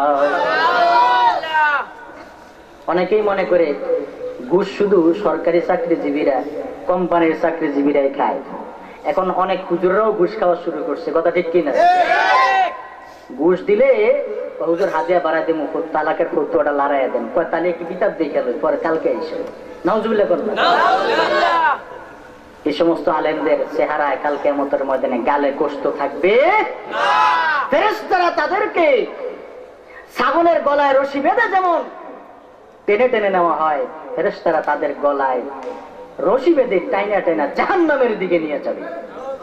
আর এখন মানুষ ওই সমস্ত হুজুরদের দিকে দৌড়ায় যাদেরকে টাকা দিলে ফতুয়া ঘুরে যাবে। জোরে কোন নাউজুবিল্লাহ। এই সমস্ত উলামায়ে সু থেকে সাবধান। হক্কানি উলামায়ে কেরামের কাছে আসবেন, তাদের কাছে আসলে আপনাদের দিল তাজা হবে। বলেন আলহামদুলিল্লাহ। আমার ভাইরা, তাহলে সুদ ঘুষ ইত্যাদি এই সমস্ত গুনাহের কাজে আমাদেরকে জর্জরিত হওয়া, এগুলো হলো তাকওয়ার পরিপন্থী। তাকওয়া অর্থ হলো বেঁচে থাকা। এই সমস্ত গুনাহ থেকে বেঁচে থাকার নাম হলো তাকওয়া। তাহলে তাকওয়ার দ্বিতীয় স্তর গুনাহ থেকে বেঁচে থাকা, কিন্তু আমল কিছু কম হলেও গুনাহ থেকে বেঁচে থাকে। তৃতীয় স্তর হলো যেটা সর্বোচ্চ স্তর, আত-তাওয়াজ্জুহু ইলা জানাবিল্লাহি তাআলা বিশারাশিরিহি। ইমাম বায়জাবি রাহমাতুল্লাহি আলাইহি বলেন তার মন, দিল, শরীর সম্পূর্ণতার দিয়া আল্লাহর সাথে সরাসরি সম্পর্ক হয়ে যাওয়া, এটা হলো মুত্তাকিনের সর্বোচ্চ স্তর। জোরে কোন সুবহানাল্লাহ। যদি কোনো মানুষের সাথে আল্লাহর সাথে এরকম সম্পর্ক হয়ে যায় তাহলে সে সবচেয়ে বড় মুত্তাকি। আমরা কোরআনকে প্রশ্ন করলাম, হে কোরআন বলো দেখি তাকওয়া তো 3 প্রকার, এই 3 প্রকার তাকওয়ার থেকে তুমি কোন প্রকার তাকওয়ার কথা আমাদেরকে বললা? কোরআন আমাদেরকে উত্তর দিয়েছে এই 3 প্রকার তাকওয়া থেকে আমি তোমাদেরকে সর্বোচ্চতর তাকওয়া, যেটা আল্লাহর সাথে সরাসরি তোমাদের সাথে সম্পর্ক হয়ে যাওয়ার কথা আমি তোমাদেরকে বুঝাইতে চাই। ইয়া আইয়ুহাল্লাযীনা আমানুত্তাকুল্লাহা হাক্কা তুকাতিহি ওয়া লা তামুতুন্না ইল্লা ওয়া আনতুম মুসলিমুন। এই আয়াতের মধ্যে আমার ভাইরা চিন্তা করুন, আল্লাহ রাব্বুল আলামিন বলেছেন ইত্তাকুল্লাহা হাক্কা তুকাতিহি, তোমরা আল্লাহকে ভয় করো, ভয় করার মতো ভয় করো। মাসদারকে যখন ফেলের সাথে আনা হয় মফউলে মুতলাক, তখন মফউলে মুতলাক উলামায়ে কেরাম বুঝবে তাকিদের ফায়দা দেয়। আর তাকওয়া অর্জন করো, তোমরা গুরুত্বের সাথে তাকওয়া অর্জন করো। এমন তাকওয়া যেই তাকওয়া তোমাকে গুনাহ থেকেও বাঁচাবে, আমলের মধ্যে লিপ্ত করবে, এবং আল্লাহ তাআলার সাথে তোমার সাথে সরাসরি সম্পর্ক হয়ে যাবে। বলুন সুবহানাল্লাহ। এমন তাকওয়া অর্জনের কথা আল্লাহ তাআলা এই কোরআনের মধ্যে ইরশাদ করেছেন। আমরা কোরআনকে আবার প্রশ্ন করলাম, কোরআন বলো দেখি তাকওয়া অর্জন কেমনে করব? কোরআন আমাদেরকে সেই উত্তর দিয়ে দিলাম, ইয়া আইয়ুহাল্লাযীনা আমানুত্তাকুল্লাহা ওয়া কুনু মা'আস সাদিকিন। এই ইমানদারেরা তোমরা তাকওয়া অর্জন করো, আল্লাহকে ভয় করো, আর তোমরা আলেম উলামায়ে কেরামের সঙ্গে থাকো। জোরে জোরে কোন সুবহানাল্লাহ। এই আয়াতের মধ্যে ইত্তাকুল্লাহর সাথে উলামায়ে কেরামের সাথে থাকার কথা বলেছেন। বোঝা গেল তাকওয়ার কথার পরে উলামায়ে কেরামের সংস্রবের কথা আল্লাহ তাআলা বলেছেন। এই আয়াতের মধ্যে আল্লাহ রাব্বুল আলামিন ইঙ্গিত করেছেন, আমার বান্দারা তোমরা যদি মুত্তাকি হতে চাও তাহলে উলামায়ে কেরামের সামনে বসো। উলামায়ে কেরামের সামনে যদি তোমরা বসতে পারো তাহলে তোমরা আমি আল্লাহ তাআলার দরবারে মুত্তাকি হতে পারবা। এক জামানা সাহাবাতে বা আউলিয়া बेहतर अज सद साल तात बेरिया सोबते सो लह तोरा सालह कुनद सोबते तो लह तोरा तो लह कुनद तेही दस्तान किस्मत राब चे सौद जरा बरे कामिल के खिजर अज आब हैवा तिशनु मिया रद सिकंदर এ বুড়ে মুসলমান ভাই গো, এ বৃদ্ধ বাবাজিরা, এ প্রাণের যুবক ভাই গো, তোমার মসজিদের ইমাম সাহেব, তোমার মসজিদের খতিব সাহেব, তোমার মাদ্রাসার পাশের মাদ্রাসার আলেম সাহেব, উলামায়ে কেরামদেরকে তুমি মূল্য দাও না, তাদেরকে তুমি কোনো দাম দিতে চাও না। মনে করো আমাদের চাকরি তো করে লাভটা কি? তাদেরকে সম্মান করে আমাদের লাভ কি হবে রে মুসলমান? কাল কিয়ামতের ময়দানে যখন দেখবা এই সমস্ত উলামায়ে কেরাম যাদেরকে তোমরা অবমূল্যায়ন করতা, এই সমস্ত উলামায়ে কেরাম যখন হাসরের ময়দানে নূরের তৈরি মতির মিম্বর, নূরের তৈরি মিম্বরের মধ্যে বসে ওই মতির তৈরি স্বর্ণের মুকুট মাথায় দিয়ে যখন তারা বসে থাকবে, তখন তোমরা বলবা আমার মসজিদের ইমাম সাহেবের এত সম্মান যদি আমি দুনিয়াতে জানতাম তাহলে তো আমি আরো বেশি হুজুরের সাথে থাকতাম, আরো বেশি হুজুরের সঙ্গে থাকতাম, আরো বেশি হুজুরের খেদমত করতাম। কিন্তু আজকে তুমি বুঝো নাই, কাল কিয়ামতের ময়দানে যখন তুমি এমন অবস্থা দেখবা তখন আফসোস করবা। কিন্তু যুবক, কিন্তু ভাই গো, মুসলমান ভাই গো, আজকে শুধু উলামায়ে কেরামের দোষ তালাশ করা হয়, উলামায়ে কেরামের দোষ দেখা হয়, উলামায়ে কেরামের দোষ খোঁজা হয়। এই মুসলমান মনে রাখবা, উলামায়ে কেরামের দোষ যদি তোমরা খোঁজাখুঁজি করো, বিশ্বনবী ইরশাদ করেছেন সায়াতি আলা উম্মতি জামান, নিশ্চয় আমার উম্মতের উপরে এমন একটা সময় আসবে ইয়াফিরুনা মিনাল উলামা ওয়াল ফুকাহা, তারা উলামায়ে কেরাম থেকে ফুকাহায়ে কেরাম থেকে দূরে সরতে থাকবে। তখন আল্লাহ তাআলা ফাসায়াবতালিহিমুল্লাহু বিসালাসি বালিয়াত, আল্লাহ তাআলা তখন তিনটা বিপদ তোমাদের উপরে চাপায়া দিবে। কয়টা বিপদ? কষ্ট হয় আপনাদের? ছেড়ে দেব? বেশি সময় কথা বলবো না। আসলে আপনাদের বাড়ি তো কাছে, আপনারা তো কাছেই যাবেন, আমি তো দূরে যাব, তাহলে আপনাদের যাওয়ার আগে তো আমার বেশি যাওয়ার তাকিদ করা দরকার। কিন্তু এখন দেখি তাই কে যাবো, আলহামদুলিল্লাহ। কিন্তু আমার চাইতে আপনাদের যাওয়ার টাকাটা দেখি বেশি। আপনারা বলেছিলেন কেউ উঠবেন না, অনেকে আমাকে ছুটি দিতেছে, ব্যাপার কি? বোঝা গেল আগামীকালকে একটা দিবস আছে। সেই দিবসটা কি? হুজুর ওয়াজ করে গেছে না আগে, বিশ্ব ভ্যালেন্টাইন ডে। কিসের ডে? Valentine day. এই ভ্যালেন্টাইন ডে এর ইতিহাস সম্পর্কে একটু আপনাদেরকে বলি। আমি আজকে আসার সময় দেখলাম পথে শুধু ফুলের দোকান, নতুন নতুন দোকান। আমি এই পথে অনেক আসা যাওয়া করেছি, এখানে কোন সময় ফুলের দোকান দেখি নাই। একজনকে জিজ্ঞেস করলাম এত ফুলের দোকান কেন? কয় হুজুর জানেন না, কালকে তো বিশ্ব ভালোবাসা দিবস, যুবক যুবতীরা ফুল কিনবে আর একজন আরেকজনকে দিবে। কোন নাউজুবিল্লাহ। এই বিশ্ব ভালোবাসা দিবস কোত্থেকে আসলো? ইতিহাসটাকে বলবো, শুনবেন আপনারা? বিশ্ব ভালোবাসা দিবস এটা আমাদের দেশে শুরু হয়েছে 1997 সন থেকে। কত সন থেকে? আর এটা মূলত এই অনুষ্ঠানটা শুরু হয়েছে 1767 সন থেকে। কত সন থেকে? 1767 সন থেকে এই বিশ্ব ভালোবাসা দিবস পালন করা শুরু হয়েছে। কত দিবসের বাইরে হবে দেখবেন। এখন একটা বাইরে এসে 1 ফেব্রুয়ারি বিশ্ব হেজাব দিবস। কি দিবস? বিশ্ব হেজাব দিবস। পুরুষদেরকে অনুরোধ করা হয়েছে যে তোমরাও এই দিবসে একটি হেজাব করো। কথা বুঝেন নাই মনে হয় আপনারা। ওই দিবস যারা পালন করে তারা পুরুষদের প্রতি অনুরোধ করেছে তোমরা ওই দিনে একটি হেজাব পরিধান করো, তোমরা ওই দিনে একটি হেজাব পরিধান করে আমাদের মতো মহিলা হয়ে যায়। যাই হোক, এই দিবসটা মূলত ছিল মূর্তি পূজারীদের একটা অনুষ্ঠান। তারা ফেব্রুয়ারি 13, 14, 15 এই 3 দিনে তারা একটা অনুষ্ঠান করত। কারা? হিন্দুরা। কারা? মূর্তি পূজারীরা। হিন্দুরা মনে আমাদের ভাই নাকি? আমাদের ভাই। অনেকে মনে করে হিন্দু মুসলিম ভাই ভাই। কন্যা উজুবিল্লাহ। আল্লাহ বলেছেন আল মুসলিম ও আকুল মুসলিম, মুসলমান মুসলমানের ভাই। আর এটাকে নিয়ে মেলেছে হিন্দু মুসলিম ভাই ভাই। কত বড় গাঁজাখুরি, কত বড় বেয়াদবি হাদিসের সাথে। আমার ভাইরা, যাই হোক, হিন্দুদের অনুষ্ঠান ছিল। এই অনুষ্ঠানটা পালন করত রোম দেশের হিন্দুরা, রোম দেশের মূর্তি পূজারকরা। রোম দেশ যখন খ্রিস্টানদের দখলে চলে আসলো, তখন খ্রিস্টানরা চিন্তা করলো হিন্দুরা মূর্তি পূজকরা 13, 14, 15 এই 3 দিনে যে অনুষ্ঠানটা করে, এই অনুষ্ঠানটাকে আমরা আমাদের ধর্মের অনুষ্ঠান বানাই দেব, আমরা আমাদের খ্রিস্টান ধর্মের অনুষ্ঠান বানাই দেব। কারণ এটা মানুষ, আস্তে কথা বলেন, কারণ মানুষ এমন ভাবে এই কাজটা, এই দিবসটা পালন করা শুরু করেছে যে এই দিবসটা থেকে মানুষকে ঠেকানো যাবে না। ঠেকাইতে গেলে মানুষ বিদ্রোহ করবে, বিদায় আমরা তাদেরকে এটাকে ধর্মের একটা কাজ বানাই দেবো। তাহলে মানুষ এটা করুক, সমস্যা নাই, আমাদেরও কিছু লাভ হবে। খ্রিস্টান পাদ্রীরা চিন্তা করে তারা ঘোষণা করে দিল, কি হইতো, এই দিবসটাতে হিন্দুরা যে অনুষ্ঠানটা করত তার মধ্যে একটা কাজ তারা করত। ফেব্রুয়ারির 15 তারিখে তারা যুবক যুবতীরা একত্রিত হতো। হওয়ার পর যুবতী মহিলাদের নামগুলা তারা লিখত। নাম লেখার পর একটা বাক্সের মধ্যে যুবতীদের নামগুলা রাখতো, কাগজগুলা রাখতো।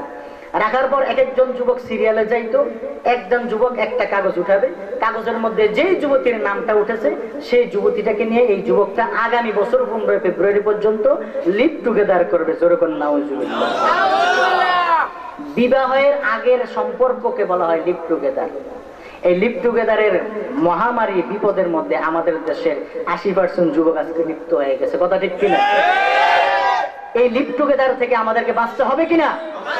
আজকে এই লিভ টুগেদারের কারণে আমাদের দেশের মধ্যে যত আযাব গজব এবং ভূমিকম্প আর ঝড় বৃষ্টি তুফান, কথা ঠিক কিনা? সিডর বলেন, সাইক্লোন বলেন, ভূমিকম্প বলেন। কয়দিন আগে ডিসেম্বরের শেষের দিকে যে ভূমিকম্প হয়েছিল, মানুষ তো, ঢাকার মানুষ, এত কঠিন পরিস্থিতি হয়ে গেছে, মানুষ মনে করেছিল কিয়ামত হয়ে গেছে। আমার ভাইরা, কথা ঠিক কিনা? মানুষ মনে করেছিল কিয়ামত হয়ে গেছে। 6.8-এ চলে গেছে ভূমিকম্প। তাহলে চিন্তা করেন কি কঠিন ভূমিকম্প আছে, কেন হলো? এখন আমাদের দেশের বুদ্ধিজীবীরা বলে যে আমরা ভূমিকম্প মোকাবেলা করব। কি করব? ভূমিকম্প। ভূমিকম্প মনে হয় ওর খালাতো ভাই, ঠিক কিনা? ভূমিকম্পের মামাতো ভাই, আরে বন্ধু, ওর শালা সম্বন্ধী মনে হয়। তাহলে কেমনে মোকাবেলা করবো? ভূমিকম্প যদি মোকাবেলা করতে চাও তাহলে পদ্ধতি আছে। এই জেনা বেবিচারের পথ বন্ধ করে দাও, লিভ টুগেদার বন্ধ করে দাও। 14 ফেব্রুয়ারির যুবক যুবতীদের অবাধ মেলামেশা, এই অবাধ নগ্নতার বেহায়াপনা বন্ধ করে দাও, আমাদের দেশে ভূমিকম্প সব বন্ধ হয়ে যাবে। ঠিক কিনা? মানুষের যখন আমল ঠিক হয়, মানুষের যখন গুনাহ থেকে মানুষ যখন বিরত থাকে, আল্লাহ রাব্বুল আলামিন এই জমিনের মধ্যে তখন শান্তি দান করে। বলেন সুবহানাল্লাহ। গুনাহ করবা আবার ভূমিকম্প মোকাবেলা করবা, এত সস্তা ভূমিকম্প তোমার খালাতো ভাই নাকি? আইলা ঠেকায় দিলা। তো ওই দিনে যুবকরা কি করতো? একটা একটা মেয়ে বাছাই করতো। আগামী বছর 15 তারিখ পর্যন্ত এই মেয়েটাকে নিয়ে সে লিভ টুগেদার করবে। বিবাহের আগের, বিবাহ ছাড়াই তারা সম্পর্ক করবে। এরপর আগামী বছর 15 তারিখে আবার যখন হবে, আমার ভাইরা এদিকে খেয়াল করুন, এদিক সেদিক তাকাচ্ছেন কেন? আগামী বছর 15 তারিখে ঠিক আবার তারা আসবে, আবার যুবতীদের নাম বাক্সে রাখা হবে, আবার যুবকরা একটা একটা করে নিয়ে যাবে।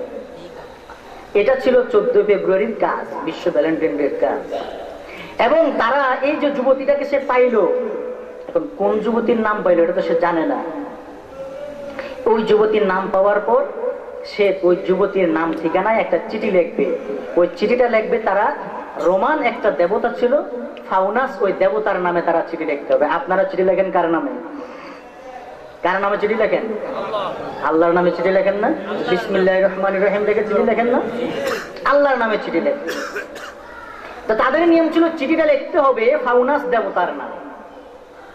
এখন রোমানরা যখন দেখলো, খ্রিস্টানরা যখন রোম দেশটাকে বিজয় করলো, দখল করলো, তারা দেখলো যে এইটাকে বাদ দিতে হবে, এইটাকে খ্রিস্টান ধর্মের কাজ বানাইতে হবে। তার জন্য তারা করলো কি, তারা বলে দিল এখন থেকে 15 ফেব্রুয়ারি যে কাজটা হইতো এইটা এখন থেকে 14 ফেব্রুয়ারিতে করতে হবে। কত ফেব্রুয়ারিতে করতে হবে? 14 ফেব্রুয়ারিতে যুবক যুবতীদেরকে বাছাই করবে, আর যেই যুবতী তার ভাগ্যে পড়বে সেই যুবতীর কে আগে তারা ফাউনাস দেবতার নামে চিঠি লিখতো, এখন লিখতে হবে ভ্যালেন্টাইন নামে খ্রিস্টানদের একজন বড় পাদ্রী ছিল। ভ্যালেন্টাইন অর্থ কিন্তু মূলত ভালোবাসা নয়। ইংরেজিতে ভালোবাসার শব্দ হলো লাভ, লাভ অর্থ ভালোবাসা, আরবিতে বলা হয় হুব্বুন। তো এই ভ্যালেন্টাইন ছিল খ্রিস্টানদের একটা বড় পাদ্রীর নাম। কার নাম? কথা বলেন, আমার সাথে একটু আপনারা সহযোগিতা করেন। ভ্যালেন্টাইন কার নাম ছিল? একটা পাদ্রীর নাম ছিল ভ্যালেন্টাইন। খ্রিস্টান পাদ্রীরা ঘোষণা করে দিল এখন থেকে এই চিঠিটা ফাউনাস দেবতার নামে আর হবে না, এখন থেকে এই চিঠিটা হবে ভ্যালেন্টাইন পাদ্রীর নামে। কার নামে? ভ্যালেন্টাইন নামক পাদ্রীর নামে এখন এই চিঠিটা হবে। এই ভ্যালেন্টাইন নামক দেবতার নামে যেহেতু চিঠিটা হবে, আর এই চিঠিটা দিতে হবে 15 ফেব্রুয়ারির পরিবর্তে 14 ফেব্রুয়ারি। কোন দিন? কোন দিনে? 14 ফেব্রুয়ারিতে। এই জন্য এই 14 ফেব্রুয়ারির ওই তাদের পাদ্রীকে স্মরণীয় করার জন্য তারা এই দিবসটার নাম করে দিল ভ্যালেন্টাইন ডে। ভ্যালেন্টাইন তাদের পাদ্রীর নাম ছিল। এই কথা বলবো না, একদম চুপ। এটা কোরআনের মাহফিল, এটা তামাশার জায়গা না। কথা ঠিক কিনা? আদব বজায় রাখতে হবে, উঠাউঠি করবেন না, আওয়াজ করবেন না, ডিস্টার্ব করবেন না, চুপচাপ বসে থাকবেন। বাচ্চারা কথা বলবা না। এই জন্য এটার নাম হয়েছে বিশ্ব ভ্যালেন্টাইন ডে। তো এই ভ্যালেন্টাইন ডে নিয়ে এই কাজটা হইতো, তারা এই যুবক যুবতীকে বাছাই করত। এখন সেই পদ্ধতিটা নাই, এখন বাছাইটা আগেই হয়ে যায়। কথা ঠিক কিনা? এখন বাছাই আগেই হয়ে যায়। ওই বাছাই আর ওই দিন হয় না। বাছাই কলেজে যেদিন গেছে সেই দিনে, যেদিন বাজারে গেছে সেই দিনে, রং নাম্বারে যেদিন টিপা পড়ছে সেই দিনে বাছাই হয়ে গেছে। আর এই দিনের অপেক্ষায় শুধু থাকে যে এই বাছাইটাকে আমরা পাকাভুক্ত করব, সিল মারবো একটা ফুল দিয়া। এটা মনে হয় খুব ভালো কাজ নাকি? এখন তো এমন হয়ে গেছে, এমন ফ্রি আর ফ্রি। যুবক স্কুলের ছাত্র যুবতী একটা গার্লফ্রেন্ড নিয়ে আসছে ঘরে, ঘরে আইনা মায়ের সাথে পরিচয় করে, মা আমার গার্লফ্রেন্ড। মা সে কয় আচ্ছা ঠিক আছে, তোমরা চা খাও, আমি চা দিচ্ছি, আর তোমরা গল্প করে আমি আসছি। মা সুযোগ করে দিল, ঠিক কিনা? এই বয়ফ্রেন্ড আর গার্লফ্রেন্ড যে কি করলো আর না করলো, আর মা সুযোগ করে দিল। মায়ের উচিত ছিল তোর গার্লফ্রেন্ড নিয়ে তুই আমার বাড়ি থেকে বের হয়ে যা, তোর গার্লফ্রেন্ডের জায়গা আমার বাড়িতে হবে না। কিন্তু আজকালকার মা বাবা এটা করে না, কারণ ওই মাও তো একদিন আরেকজনের গার্লফ্রেন্ড ছিল, ঠিক কিনা? সমাজটা একদম কলহে গুনাহে জর্জরিত হয়ে গেছে। কোন দিকে যে ওয়াজ করবো, কোন দিকে যাব? তাহলে ওই আগামীকালকে 14 ফেব্রুয়ারি আপনারা মনে হয় করবেন? কারা কারা করবেন? হাত তোলেন। এই 14 ফেব্রুয়ারি ভ্যালেন্টাইন ডে যারা করবে না তারা এখানে মাহফিলের শেষ পর্যন্ত থাকবে, আর যারা 14 ফেব্রুয়ারি ভ্যালেন্টাইন ডে করতে হবে তারা দোয়া শেষ হওয়ার আগে চলে যাবে। সুতরাং যদি কেউ মাহফিল থেকে উঠে যায়, আমরা সাধারণভাবে বুঝে নেব যে উনি আগামীকালকের 14 ফেব্রুয়ারি ভ্যালেন্টাইন ডে করবে। কারণ যদি উনি এখন রাত্রে না ঘুমায়, মাথা যদি ঠান্ডা না থাকে, উনি ভুল একজনকে দিতে যায়, হয়তো আরেকজনকে দিয়ে ফেলবে। এই জন্য উনি ঘুমায় মাথা ঠান্ডা করতে যায়, ওয়াজ শুনতে। আমার বাইরে কথাকে বুঝে আসছে? তাহলে এইবার বলেন কারা কারা যাবেন? আল্লাহ তুমি সবাইকে কবুল করে, বলেন আমিন। সবাই শেষ পর্যন্ত থাকবেন তো?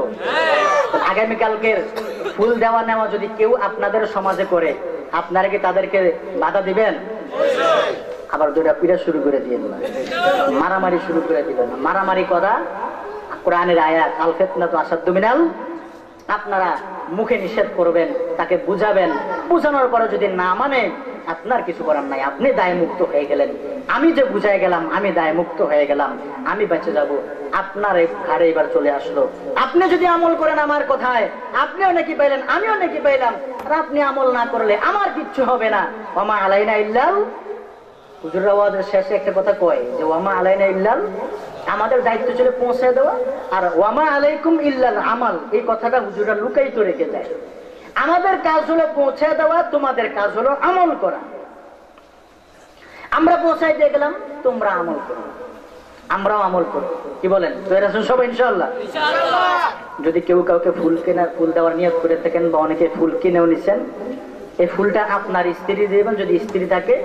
আর যদি সবচেয়ে উত্তম হবে, এই ফুলটা আপনি আপনার প্রাণের মাকে দিবেন। কি বলেন? ফুল দিয়ে যদি আপনি আপনার ভালোবাসার মানুষকে দিতে পারেন, ভালোবাসা দেখাইতে পারেন, আপনার মাকে একটা ফুল দিলে আপনার মাকে খুশি হবে না? আপনার বাবাকে একটা ফুল দিলে আপনার বাবার মনটা বড় হবে না? আর পরের দিন দিবেন, তারপরে এই দিন আরেকজনকে দিবেন। আল্লাহ হেফাজত করেন সবাইকে, বলুন আমিন। এসব সংস্কৃতি থেকে আমাদেরকে হেফাজত করেন। বড় ভয়ের বিষয় আমার ভাইরা, যেভাবে আমাদের যুব সমাজ আস্তে আস্তে ধ্বংসের মুখে চলে যাচ্ছে, বড় ভয়ের বিষয়। একটা ঘটনা মনে পড়লো, উদাহরণস্বরূপ বলবো কি? সবাই আওয়াজ যখন বলবো। ক্লাসের মধ্যে কিছু দুষ্ট ছাত্র থাকে না?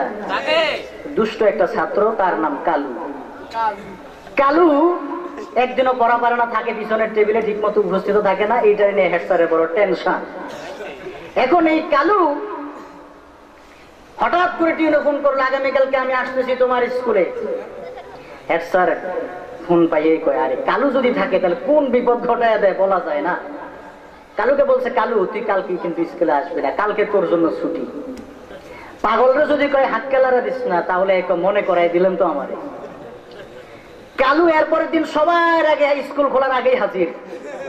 আগের দিনের স্কুল, এখনো বিল্ডিং হয় নাই, মুলির বেড়া ছিল, বেড়া ভাঙ্গে সবার আগে ঢুকছে। এখন চিন্তা করতেছে, হেড স্যার যদি আমাকে দেখে তাহলে তো ভাগাইবো, পিঠা দিয়ে আমার স্কুল থেকে ভাগাইবো। একটা কাজ করি, টেবিলের নিচে পলায় থাকে, টেবিলের নিচে একদম দুইটা সোজা শুয়ে রয়েছে টান। টিউনো সাহেব আসছে, প্রথমে ক্লাস 5-এ গেল, কালুও ক্লাস 5-এ পড়ে। হঠাৎ করে টিউনো সাহেব ঢুকলো, রুমে ঢুকার পরে ছাত্ররা দাঁড়াইলো, বললো বসো, তোমাদের একটা প্রশ্ন করবো আমি। কি প্রশ্ন? স্যাররা সব পিছে, তোমাদেরকে একটা প্রশ্ন করব। প্রশ্নটা হলো, তোমরা বলো দেখি, একটাই জিনিস বিভিন্ন জায়গায় যাওয়ার কারণে তার বিভিন্ন নাম হয়ে যায়। কি বলেন? বিভিন্ন জায়গায় যাওয়ার কারণে বিভিন্ন কি হয়ে যায়? নাম হয়ে যায়। কালু যদিও ছেলে খারাপ ছিল, কিন্তু ছিল যথেষ্ট মেধাবী। পড়ালেখা করতো না, কিন্তু মেধাবী ছিল। কোন ছাত্র পড়ে না first boy fail, second boy fail, third বয় ফেল, সব মেধাবী ছাত্র থ হয়ে আছে। এইটার উত্তরটা হলো নদী। নদী একটাই নদী, ওই লক্ষ্মীপুরে তার নাম মেঘনা,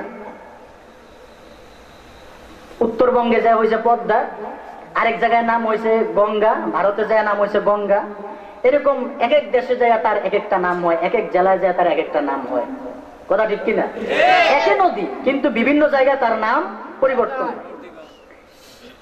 ওই টিউনো স্যারের উদ্দেশ্য ছিল এটা, কিন্তু কালু চিন্তা করলো, কালুর মাথায় একটা বুদ্ধি আসলো।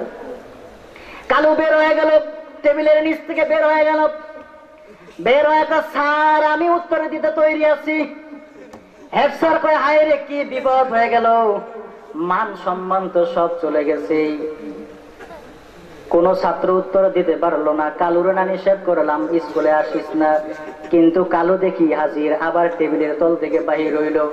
টিউনো তো অবশ্যই আমাকে জিজ্ঞেস করবে, তোমার ছাত্র কেন টেবিলের নিচে? জিজ্ঞেস করবে কিনা? কালু এবার উত্তর দিচ্ছে। কি উত্তর? কালু উত্তর দিচ্ছে, টিউনো সাহেব এটার উত্তর আমার কাছে জানা আছে। কি উত্তর? উত্তর হলো চুল যদি মাথার উপরে থাকে তাহলে তার নাম চুল, একটু নিচে আসলে তার নাম ব্রু, আর একটু নিচে আসলে চোখের পাতার উপরে আসলে কয় পলক। ঠিক কিনা? জোরে কোন কথা ঠিক কিনা? ঠোঁটের উপরে আসলে কয় মোষ, গালের মধ্যে উঠলে কয় দাড়ি। কথা ঠিক কিনা? যুক্তি ঠিক আছে না নাই? গালের মধ্যে আসলে কয় দাড়ি, বগলের নিচে গেলে কয় পশম, হেড স্যার কয়ে কালু থাম থাম আর নিচে নামিস না। যেইভাবে তুই নিচে নামা ধরছস মানিজ্য যাক যাওয়ার গেছে, বাকি যতটুকু আছে ততটুকু যাবে। কথা ঠিক কিনা? কালু যেমন নিচে নামা ধরছে, আমার দেশের যুবক ভাইরা এমন আস্তে আস্তে নীতি নৈতিকতা শিক্ষা দীক্ষা আদর্শ সব কিছু নিচের দিকে নামা ধরছে। কথা ঠিক কিনা? তাহলে কি আপনারা কালুর মতো নীতি নৈতিকতার দিকে নিচে নামবেন না উপরের দিকে উঠবেন? তাহলে যা নিচে নামছেন আপনাদের কাছে অনুরোধ করি আর নিচে। আগে আমাদের দেশের ভাইরা একটু মোটা তাজা প্যান্ট কিনতো ডোলা ডালা, এরপরে আসলো টাইট প্যান্ট। কি জিন্সের প্যান্ট নাকি না সেঞ্জার প্যান্ট? এরপরে আসলো আপনার আরেকটু শর্ট করলো এটাকে, এরপরে আরেকটু শর্ট করলো হাঁটু পর্যন্ত আসলো, এখন দেখি অনেকে হাঁটুর উপরেও পড়ে। তাহলে নীতি নৈতিকতা আস্তে আস্তে কমতেছে না বাড়তেছে? কত বড় বিপদ আমার ভাইরা, এটা করা যাবে না। আমি বলতেছিলাম ওলামায়ে কেরামের সাথে থাকতে হবে, তাহলে তাকওয়া অর্জন হবে। বিশ্বনবী হাদিসে ইরশাদ করেছেন কিয়ামতের আগে একটা সময় আসবে মানুষ ওলামায়ে কেরাম থেকে দূরে সরবে, তখন ওলামায়ে কেরাম থেকে দূরে সরলে তিনটা বিপদ দিবে আল্লাহ তাআলা। কয়টা বিপদ? এক নম্বর বিপদ হলো ইউরফাউল বারাকাতু আন কাসবিহিম। বিশ্বনবী ইরশাদ করেন আমার উম্মত যখন তোমরা ওলামায়ে কেরাম থেকে দূরে সরবে আল্লাহ রাব্বুল আলামিন তোমাদের কামাই রুজি থেকে বরকত সরায় দিবে, দূরে সরায় দিবে, কামাই রুজিতে কোনো বরকত হবে না। দুই নম্বর বিপদ হলো ইউসাল্লিতুল্লাহু আলাইহিম সুলতানান জালিমা। আল্লাহ রাব্বুল আলামিন তোমাদের উপরে একজন জালেম বাদশা আল্লাহ নিযুক্ত করে দিবে, যেই জালেম বাদশা তোমাদের উপরে ইনসাফ কায়েম করবে না। তিন নম্বর বিপদ হলো ওয়া ইয়াখরুজুনা মিনাদ দুনিয়া বিগাইরি ঈমান। তিন নম্বর বিপদ হলো যে সমস্ত মানুষগুলো আলেমদের থেকে দূরে সরে যাবে তারা দুনিয়া থেকে বেঈমান হয়ে বিদায় নিবে। সবাই একটু ইমানের শক্তি দেওয়া কর নাউজুবিল্লাহ। তাহলে ওলামায়ে কেরামের সাথে থাকবো না দূরে যাব? আমরা কোরআনকে জিজ্ঞেস করলাম তাকওয়া কেমনে অর্জন করব? কোরআন বলল ওলামায়ে কেরামের সঙ্গে থাকো তাহলে তোমরা তাকওয়া অর্জন করতে পারবে। এবার আমরা কোরআন আরেকটা প্রশ্ন করব, কোরআন বলে দেখি আমরা যদি মুত্তাকি হয়ে যাই তাহলে আমাদের কি লাভ হবে? কোরআন আমাদেরকে বলে দেয় যদি তোমরা তাকওয়া অর্জন করতে পারো তাহলে আল্লাহর তৈরি জান্নাতের মালিক আল্লাহ তোমাদেরকে বানায়া দিবে। আমরা বললাম দলিল দাও, কোরআন দলিল দিচ্ছে وَأَمَّا مَنْ خَافَ مَقَامَ رَبِّهِ وَنَهَى النَّفْسَ عَنِ الْهَوَى فَإِنَّ الْجَنَّةَ هِيَ الْمَأْوَى। আল্লাহ রাব্বুল আলামিন বলছেন যেই ব্যক্তি আল্লাহর সামনে দাঁড়ানোকে ভয় করে এবং নিজের মনের আশা থেকে খায়েশ থেকে সে বিরত থাকে, ফাইনাল জান্নাতা হিয়াল মাওয়া, মৃত্যুর সাথে সাথে আল্লাহ তাআলা আল্লাহ রাব্বুল আলামিন হাকামুল হাকিমিন জান্নাতকে তার চির সুখের ঠিকানা বানায় দিবে। সুবহানাল্লাহ। আরো আস্তে কোন সুবহানাল্লাহ। আমরা আবার কোরআনকে প্রশ্ন করলাম এ কোরআন বলো দেখি আমরা যদি মুত্তাকি হয়ে যাই জান্নাতটি একটা না ডাবল? কোরআন আমাদেরকে উত্তর দিচ্ছে ওয়ালিমান খাফা মাকামা রাব্বিহি জান্নাতান। তোমরা যদি আল্লাহকে ভয় করতে পারো, আল্লাহকে ভয় করে যদি তোমরা মুত্তাকি হতে পারো তাহলে আল্লাহ রাব্বুল আলামিন তোমাদের জন্য দুইটা জান্নাত রেখেছে। কয়টা জান্নাত? আমরা বললাম কোরআন তুমি তো কালামুল্লাহ, তোমার কথার মধ্যে কোনো সন্দেহ নাই। আল্লাহর দাম যেমন দুনিয়ার সমস্ত মাখলুকের চাইতে বেশি, আল্লাহর কালামের দাম ও দুনিয়ার সমস্ত মাখলুকের কালামের চাইতেও বেশি। ফজলে কালামে খুদা বরসায়ে রে কলম, চো ফজলে খুদা বরসায়ে রে আনাম। ফজলে কালামে খুদা বরসায়ে রে আনাম, চো ফজলে খুদা বরসায়ে রে আনাম। ফজলে কালামে খুদা বরসায়ে রে কালাম, চো ফজলে খুদা বরসায়ে রে কালাম। এ কোরআন তোমার কথায় তো কোনো সন্দেহ নাই। আমরা তোমাকে প্রশ্ন করি, এ কোরআন আমাদেরকে বলো দেখি, তাকওয়া যদি আমরা অর্জন করি তাহলে এই তাকওয়া কি শুধু, এই তাকওয়ার দ্বারা যে লাভ আমরা পাবো সেটা কি শুধু আখিরাতেই না দুনিয়াতেও পাবো? কোরআন আমাদেরকে উত্তর দিল, তাকওয়া অর্জন যদি তোমরা করতে পারো তাহলে আখিরাতে তো জান্নাত পাবে, দুনিয়ার মধ্যে তোমাদের লাভ আছে। আমরা বললাম কি লাভ একটু বুঝায় দাও। কোরআন আমাদেরকে বলছে ওয়ামাইয়াত্তাকিল্লাহা ইয়াজআল লাহু মাখরাজা ওয়া ইয়ারযুকুহু মিন হাইথু লা ইয়াহতাসিব।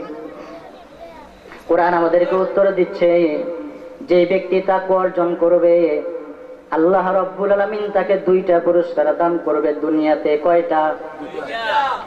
আখিরাতে দান করবে 2টা জান্নাত, দুনিয়াতে 2টা পুরস্কার। 1 নম্বর হলো ইয়াজআল লাহু মাখরাজা। এ বান্দা, তুমি যদি তাকওয়া অর্জন করতে পারো তাহলে আল্লাহ রাব্বুল আলামিন তোমার বিপদ আপদ অভাব অনটন থেকে মুক্তির ব্যবস্থা আল্লাহ রাব্বুল আলামিন তোমার জন্য করে দিবে। 2 নম্বর পুরস্কার হলো ওয়ায়ারযুকুহু মিন হাইসু লা ইয়াহতাসিব। আর আল্লাহ রাব্বুল আলামিন তোমাকে এমন জায়গা থেকে রিজিক দান করবে তুমি জীবনেও কল্পনা করতে পারো নাই। সবাই কয় না সুবহানাল্লাহ? এমন জায়গা থেকে আল্লাহ রাব্বুল আলামিন তোমাকে রিজিক খাওয়াবে তুমি ভাবতেও পারো নাই। আল্লামা আব্দুল্লাহ ইবনে আব্বাস রাদিয়াল্লাহু তাআলা আনহু রাইসুল মুফাসসিরিন এই আয়াতের শানে নুজুল ব্যাখ্যা করতে গিয়ে শানে নুজুল লিখতে গিয়ে উল্লেখ করেন, এই আয়াতটা কেন নাজিল হলো। বিশ্বনবীর একজন সাহাবী, নাম তার আউফ ইবনে মালিক। কি নাম? সবাই বলেন কি নাম? আউফ ইবনে মালিক নামে এক সাহাবী। তার একটা সন্তান ছিল 12 বছর বয়সে, তার নাম হলো সালেম। ওই 12 বছরের সন্তানটাকে হঠাৎ করে সন্তানটা গুম হয়ে গেছে, আর পায় না। বলেন তো 12 বছরের একটা সন্তান যদি গুম হয়ে যায়, মা বাবা কি বেশি বেশি ঘুমাবে না ঘুম আরাম হয়ে যাবে? সাহাবী বেহুশ হয়ে গেছে, ওই সাহাবী অস্থির হয়ে গেছে। 1 সপ্তাহ হয়ে গেছে, সালেমের কোনো খোঁজ নাই, কোনো সন্ধান নাই। কে বা কারা সালেমকে গুম করে নিয়ে গেছে? পুরুষ মানুষ হয়তো বা কিছুটা ধৈর্য ধরতে পারে, কিন্তু ঘরের মধ্যে যে মা জননী আছে সেই মা তো কাঁদতে কাঁদতে অস্থির হয়ে গেছে। সারাক্ষণ শুধু মা কান্দে, আর বাড়ির জানালা দিয়া শুধু সালেমের আসার কারণ আসার পথের দিকে তাকায় থাকে, কখন জানি সালেম আসবে, শুধু সেই দিকে তাকায় থাকে। বিশ্বনবীর কাছে 1 সপ্তাহ পর আউফ ইবনে মালিক রাদিয়াল্লাহু তাআলা আনহু আসলেন। এসে বললেন, ইয়া রাসূলুল্লাহ, ইয়া হাবিবাল্লাহ, আমার প্রাণের সন্তান সালেম মারা গেছে, গুম হয়ে গেছে, 1 সপ্তাহ হয়ে গেল, কোনো সন্ধান নাই, কোনো খোঁজ নাই, কোথায় গেল, কে বা কাহারা নিয়ে গেল? ইয়া রাসূলুল্লাহ, এই মুহূর্তে আমি কি করব? বিশ্বনবীজি তাকে 2টা পরামর্শ দিলেন, 2টা আমল দান করলেন। 1 নম্বর আমল হলো তুমি বেশি বেশি পড়ো লা হাওলা ওয়ালা কুওয়াতা ইল্লা বিল্লাহিল আলিয়্যিল আযীম। 1 নম্বর পরামর্শ দিলেন তুমি লা হাওলা ওয়ালা কুওয়াতা ইল্লা বিল্লাহিল আলিয়্যিল আযীম, এটা বেশি বেশি পড়ো। 2 নম্বর পরামর্শ দিলেন বিশ্বনবীজি, এ আউফ ইবনে মালিক, তুমি সবর করো এবং তাকওয়া অর্জন করো। কি অর্জন করো? তাকওয়া। আউফ ইবনে মালিক বললেন, ইয়া রাসূলুল্লাহ, আমি আপনার সব কথা মানতে প্রস্তুত, কিন্তু সালামের মা 1 সপ্তাহ যাবৎ না খেতে খেতে সালামের মায়ের শরীরটা কঙ্কাল হয়ে গেছে, সারাক্ষণ কাঁদতে কাঁদতে চোখের পানি শুকিয়ে গেছে। ইয়া রাসূলুল্লাহ, সালামের মাকে আমি কি বুঝ দেব? বিশ্বনবীজি বললেন, আউফ ইবনে মালিক, তুমি তোমার স্ত্রীর মাকে তুমি বলে দিও, বিশ্বনবীজি তোমাকে হুকুম দিয়েছে তাকওয়া অর্জন করার জন্য। কারণ মানুষ যখন বিপদে পড়ে তখন মানুষ যে যেই দিকে পথ দেখায় সেই দিকে দৌড়ায়। একজন মানুষ বিপদে পড়ছে, একজন এসে পরামর্শ দিল তুমি মাজারে যাও, দৌড়ায় গেল মাজারে। আরেকজন এসে পরামর্শ দিল তুমি ক্ষেতের মধ্যে যাও, দৌড়ায় গেল ক্ষেতের মধ্যে। আরেকজন এসে পরামর্শ দিল তুমি অমুক রে সিজদা করো, যায় দিল সিজদা। আরেকজন এসে পরামর্শ দিল তুমি অমুককে এত টাকা দিয়ে দাও, যায় এত টাকা দিয়ে দিল। আরেকজন এসে পরামর্শ দিল অমুক নেতার কাছে যাও, তার কাছে গেল। ইয়া রাসূলুল্লাহ, এই বিপদের মুহূর্তে তার মাকে আমি কি জবাব দিব?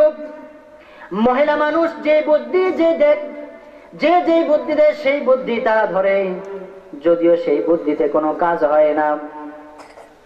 বিশ্বনবীজি বললেন, তুমি আমার পক্ষ থেকে সালেমের মাকে তুমি জানিয়ে দিও, বিশ্বনবীজি তোমাকে ঠিক এই 2টা আমল করার নির্দেশ দিয়েছেন। 1 নম্বর আমল হলো তুমি পড়বা লা হাওলা ওয়ালা কুওয়াতা ইল্লা বিল্লাহিল আলিয়্যিল আযীম। 2 নম্বর আমল হলো তুমি তাকওয়া অর্জন করবা। আমার পক্ষ থেকে তুমি এই কথাটা পৌঁছায় দিবা, তাহলে সেও ধৈর্য ধারণ করবি। আউফ ইবনে মালিক স্ত্রীর কাছে সালেমের মায়ের কাছে যায় এই নবীজির এই পয়গাম পৌঁছায় দিল। পয়গম্বরের পয়গাম যখন পৌঁছায় দিল, সালেমের মাও সন্তুষ্ট হয়ে গেল। সালেমের মাও ধৈর্য ধরে আছে। এভাবে কয়েকদিন কেটে গেল, সালেমের কোনো সন্ধান নাই। হঠাৎ করে 14 তারিখের চাঁদনি রাতে দুপুরাত্র যখন হলো, হঠাৎ করে আউফ ইবনে মালিকের বাড়িতে বাড়ির গেটে কে যেন আওয়াজ দিচ্ছে, দরজা খোলো। বাড়ির গেটে দরজার আওয়াজ দেওয়ার সাথে সাথে সালেমের মা লাফ দিয়ে উঠে বলছে, ও আউফ ইবনে মালিক, তুমি ঘুমায় আছো নাকি? মনে হয় আমার ছেলে সালেম চলে এসেছে। বাবা এদিকে ভয়ে দরজা খুলছে না, হয়তো কোনো বিপদ হতে পারে। যেহেতু একবার সন্তানকে গুম করে নিয়ে গেছেন, এখন হয়তো আমাদেরকেও কোনো বিপদে ফেলার জন্য আসতে পারে। এই জন্য আউফ ইবনে মালিক ভয়ে ভয়ে দরজা খোলে না। আউফ ইবনে মালিক বলছে, কে তুমি? সালেম ডাক দিয়ে বলছে, আব্বা জান, আমি আপনার পুত্র সালেম, আমি সহি সালামতে আপনাদের কাছে এসে পৌঁছেছি। জোরে জোরে করেন আলহামদুলিল্লাহ। পুত্র এসে গেছে, এখন খুশি হয়েছে না? এবার দরজা খুললো। আউফ ইবনে মালিক দরজা খুলে দিল। দরজা খুলে দেখা গেল সালেম তো একা আসে নাই, সালেমের সাথে সালেমের পিছনে হাজার হাজার উট আউফ ইবনে মালিকের বাড়িতে চলে এসেছে। হাজার হাজার উট সালেমের পিছু দেখা যায়। আউফ ইবনে মালিক তাকে দেখি, যতদূর পর্যন্ত চোখের আলো যায়, যতদূর পর্যন্ত দৃষ্টির সীমা যায়, ততদূর পর্যন্ত শুধু উট আর উট দেখা যায়। আবার এইদিকে সালাম একটা উটের উপরে বসা আছে। আউফ ইবনে মালিক ডাক দেখো, সালাম রে, এত উট তুমি কোথা থেকে নিয়ে আসলাম? সালাম জবাব দেয়, আমাকে দুষ্টরা কাফেররা বন্দী করে নিয়ে গিয়েছিল একটা মরুভূমির ময়দানে। তারা আমাকে 100-এর বেশি সৈন্য দিয়া ঘেরাও করে রেখেছিল, বন্দী করে রেখেছিল। পাশে তাদের উটের পাল ছিল, হাজার হাজার উট ছিল, বান্দা ছিল। আব্বা জান, হঠাৎ করে মরুভূমিতে একটা ঘূর্ণিঝড় আসলো, একটা ঝড় শুরু হয়ে গেল। হঠাৎ করে একটা ঝড় শুরু হলো।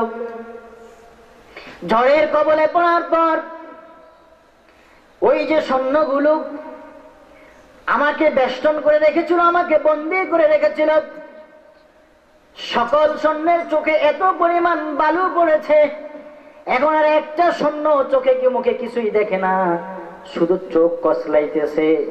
আমি দেখলাম এই তো পালানোর সুযোগ। আমি সাথে সাথে তাদের পাশ দিয়ে বের হয়ে চলে আসলাম, তারা কেউ টের পেল না।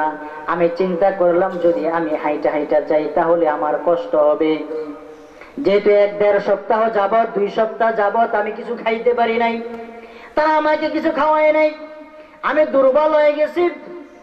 আমি একটা উট হাতে নিলাম, একটা উটকে তাদের রশি থেকে খুললাম, খুইলা আমি সেই উটটার উপরে লাফ দিয়ে উঠলাম। উঠার পর আমি সেই উটটা নিয়ে বাড়ির দিকে রওনা করলাম। ওই যে উটটা আমি নিয়ে রওনা করলাম, ওই উটটারা দেখা দেখি তাদের পালের তাদের ওই যত উট বান্দা ছিল তাদের ময়দানের মধ্যে সমস্ত উট এই উটটার পিছনে পিছনে চলে এসেছে।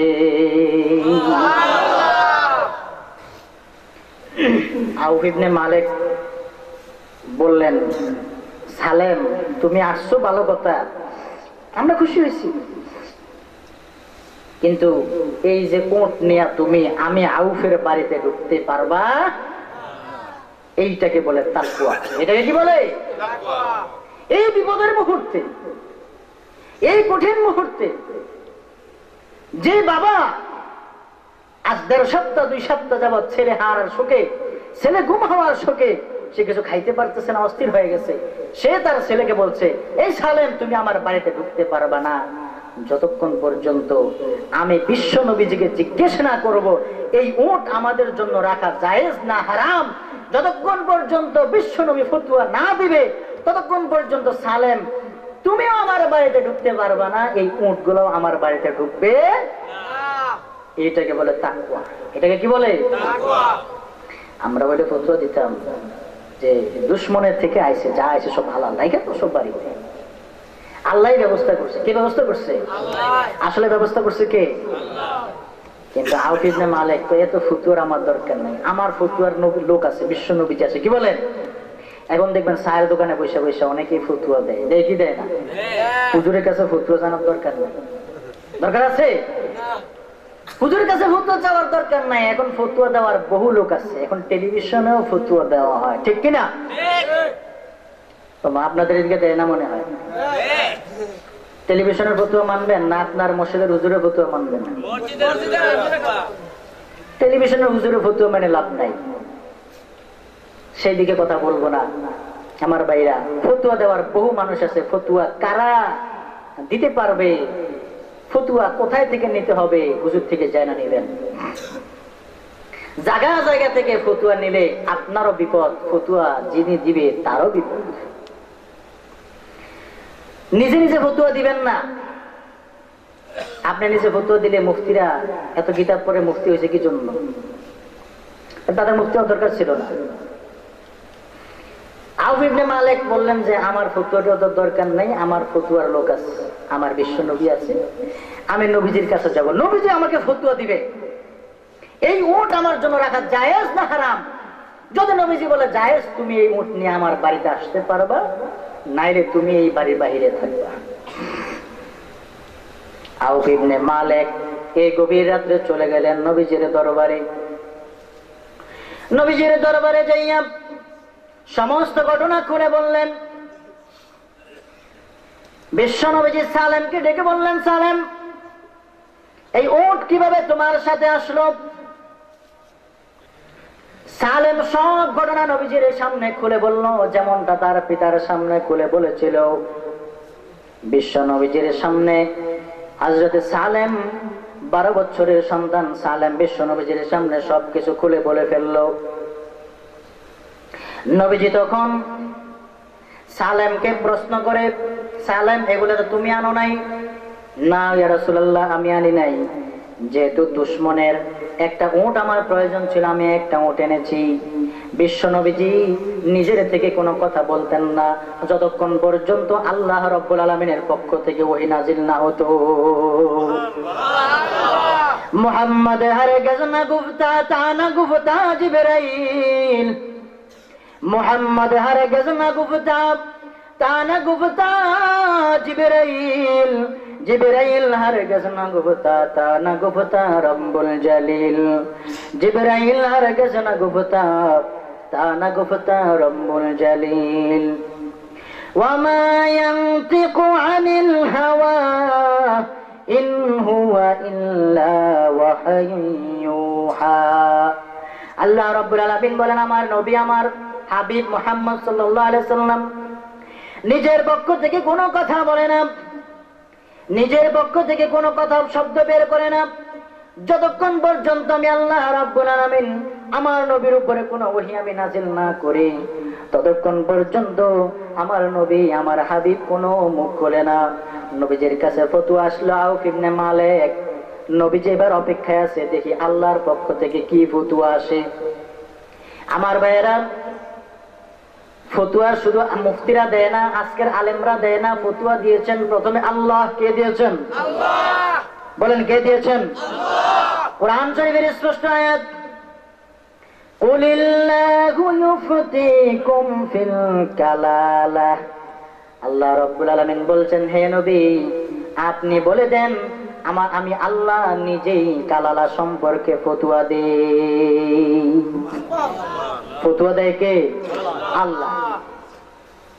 আল্লাহ কি ফতোয়া দেয় সেইটা জানার জন্য বিশ্ব নবীজি অপেক্ষায় আছে। হঠাৎ করে দেখা গেল নবীজির কপালের মধ্যে ঘাম এসে গেল। আম্মা জান হযরত আয়েশা রাদিয়াল্লাহু তাআলা আনহা ইরশাদ করেন, যখন ওহী নাযিল হওয়ার সময় হতো বিশ্ব নবীজির কপাল ঘর্মাক্ত হয়ে যেত, কপালের মধ্যে ঘাম এসে যেত, নবীজির শরীরের মধ্যে গরম এসে যেত, নবীজির মাথা ঝুঁকে যেত নিচের দিকে। নবীজি এবার ফতোয়া দেওয়া শুরু করে। এবার জিবরাইল আলাইহিস সালাম আসলেন, ফতোয়া নিয়ে আসলেন নবীজির কাছে। আয়াত করে জিবরাইল আলাইহিস সালাম চলে গেলেন। এবার বিশ্ব নবীজি হযরত আউফ ইবনে মালিককে আল্লাহর পক্ষ থেকে পাওয়া ফতোয়া শোনায় দিচ্ছে। এই আউফ ইবনে মালিক, আল্লাহ রাব্বুল আলামিন তোমার জন্য ফতোয়া দিয়েছে, ওয়া মাইয়াত্তাকিল্লাহা ইয়াজআল লাহু মাখরাজা ওয়া ইয়ারযুকুহু মিন হাইসু লা ইয়াহতাসিব। আল্লাহ রাব্বুল আলামিন বললেন, যে ব্যক্তি বিপদের সময় ধৈর্য ধারণ করবে, তাকওয়া অবলম্বন করবে, আল্লাহ রাব্বুল আলামিন তার বিপদ থেকে মুক্তির জন্য রাস্তা খুলে দিবে। খুললো কিনা? আউফ ইবনে মালিকের বিপদ থেকে উদ্ধার হওয়ার জন্য আল্লাহ রাস্তা খুলে দিয়েছে কিনা? দিয়েছে। আমাইয়াত্তাকিল্লাহ, যেই ব্যক্তি আল্লাহকে ভয় করবে, তাকওয়া অবলম্বন করবে, ইয়াজআল লাহু মাখরাজা, আল্লাহ রাব্বুল আলামিন তার বিপদ থেকে মুক্তি পাওয়ার জন্য পথ খুলে দিবে। মাখরাজা অর্থ হলো বিপদ থেকে উদ্ধার হওয়ার পথ। আল্লাহ রাব্বুল আলামিন বিপদ উদ্ধার হওয়ার পথ আল্লাহ তাআলা আবিষ্কার করে দিবে। যেমন হযরত আউফ ইবনে মালিক রাদিয়াল্লাহু তাআলা আনহুর বিপদ থেকে উদ্ধার হওয়ার জন্য আল্লাহ তাআলা পথ খুলে দিয়েছেন। এরপরে দ্বিতীয় ঘোষণা, দ্বিতীয় পুরস্কার, ওয়ারযুকু মিন হাইসু লা ইয়াহতাসিব। আল্লাহ রাব্বুল আলামিন ওই মুত্তাকিকে এমন জায়গা থেকে খানা খাওয়াবে, লা ইয়াহতাসিব, সে কখনো কল্পনাও করে নাই। এমন জায়গা থেকে যে রিজিক আসবে সে কখনোই কল্পনা করতে পারে নাই। বিশ্ব নবীজি আল্লাহর প্রিয় হাবিব হযরত আউফ ইবনে মালিককে ফতোয়া শোনায় দিলেন, আউফ ইবনে মালিক, তোমার ছেলে যে উটগুলা নিয়ে এসেছে সেই উটগুলা সম্পর্কে আল্লাহ রাব্বুল আলামিন ফতোয়া দিলেন, ওয়ারযুকু মিন হাইসু লা ইয়াহতাসিব। এই আয়াতের মধ্যে আল্লাহ তাআলা বুঝায় দিলেন, তোমার ছেলের সাথে যত উট এসেছে সমস্ত উটের মালিক এখন তুমি। তুমি যে বিপদের মধ্যে ধৈর্য ধারণ করেছো, সেই বিপদের মধ্যে ধৈর্য ধারণ করার কারণে আল্লাহ তাআলা তোমার গুম হওয়া সন্তানকেও ফিরে দিল, তোমার কোলে তোমার সন্তান চলে আসলো, আবার হাজার হাজার উটের মালিকও তুমি হয়ে গেলে। তাকওয়া অবলম্বন করলে, তাকওয়া অর্জন করলে লাভ না ক্ষতি? সবাই আওয়াজ দেবেন, লাভ না ক্ষতি? আমরা বললাম কোরআনকে, কোরআন বলো দেখি যদি আমরা তাকওয়া অর্জন করি আর কিছু লাগবে কিনা? কোরআন বলে না না, কিছু দরকার নাই, কারণ তোমাদের কোনো কিছু আল্লাহর কাছে পৌঁছে না। আল্লাহর কাছে একমাত্র কবুল হয় তোমাদের অন্তরের তাকওয়া। লা ইয়ানালাল্লাহ লুহুমুহা ওয়ালা দিমাউহা ওয়ালাকিন ইয়ানালুহুত তাকওয়া মিনকুম। কোরআন ইরশাদ করেছেন আল্লাহ রাব্বুল আলামিন, কোরআনে হাকিমের মধ্যে ইরশাদ করেছেন আল্লাহ রাব্বুল আলামিনের কাছে তোমাদের কোরবানির জন্তুর গোশত পৌঁছে না, রক্ত পৌঁছে না, শুধুমাত্র তোমাদের অন্তরের ইখলাস আর তাকওয়া আল্লাহর কাছে যায়।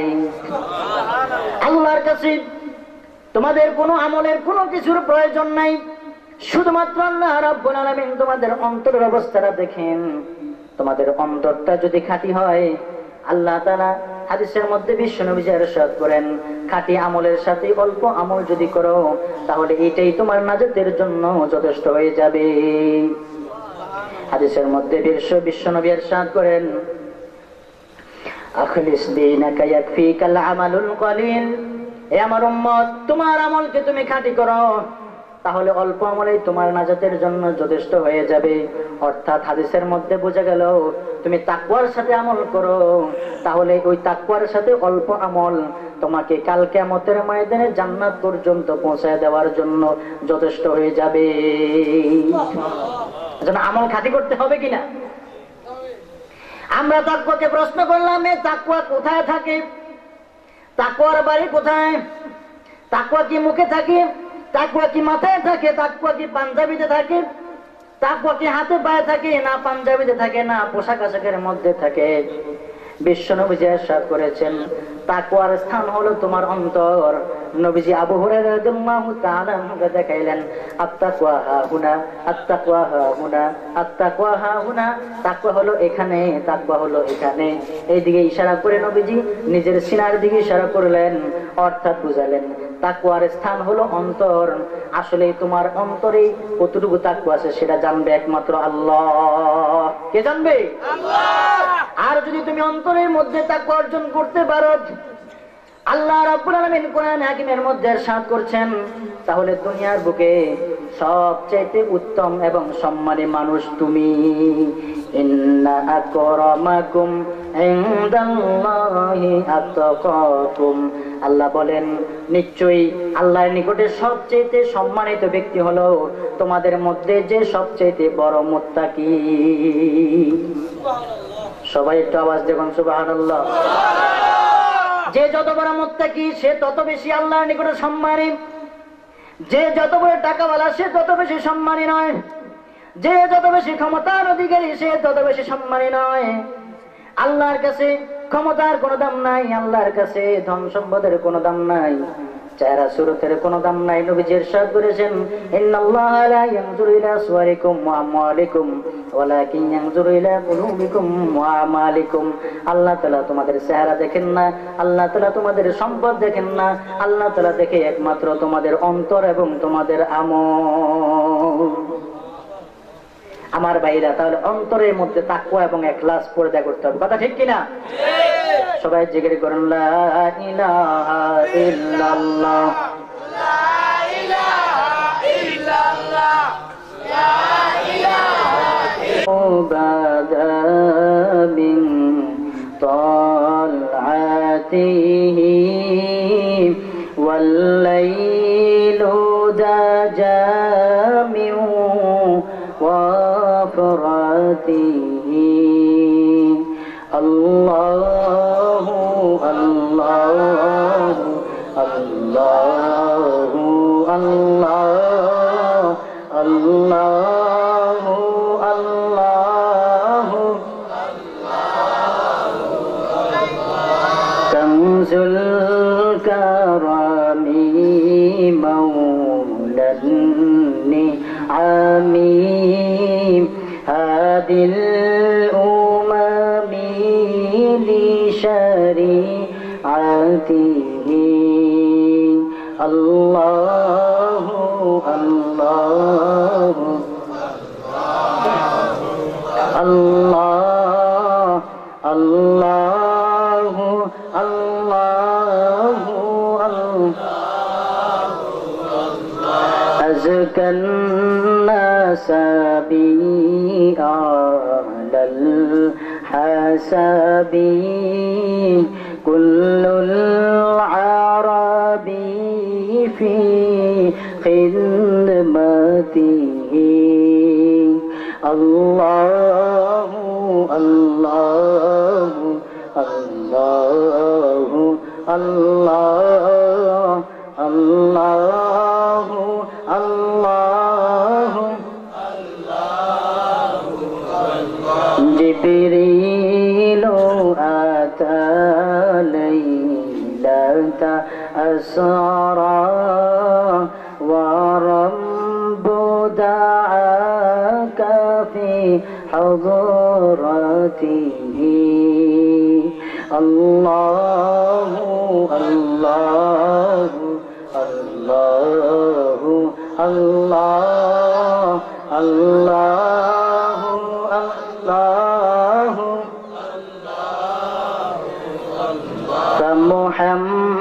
فمحمدنا هو سيدنا فالعز لنا بإجابته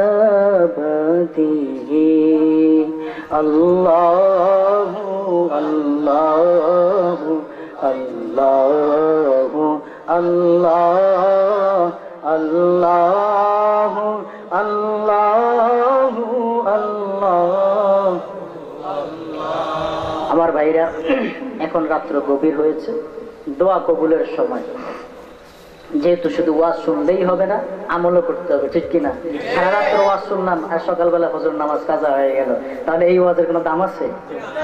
আচ্ছা, এখন ওয়াজের পরে হয়তো চাই দেখবেন মা বোনেরা বাড়িতে ঘুমায় আছে, এখন মা বোনদেরকে কষ্ট দিবেন, কি বলেন? ঘুম থেকে উঠাবেন না। ঘুম থেকে উঠালে মা বোনেরা কষ্ট পাবে, তাদের ঘুমে ডিস্টার্ব হবে। তাহলে সবাই ঘরের বাইরে থাকবেন নাকি? কষ্ট দিবেন তাদেরকে, আদরের সাথে ডাকবেন, ঠিক কিনা?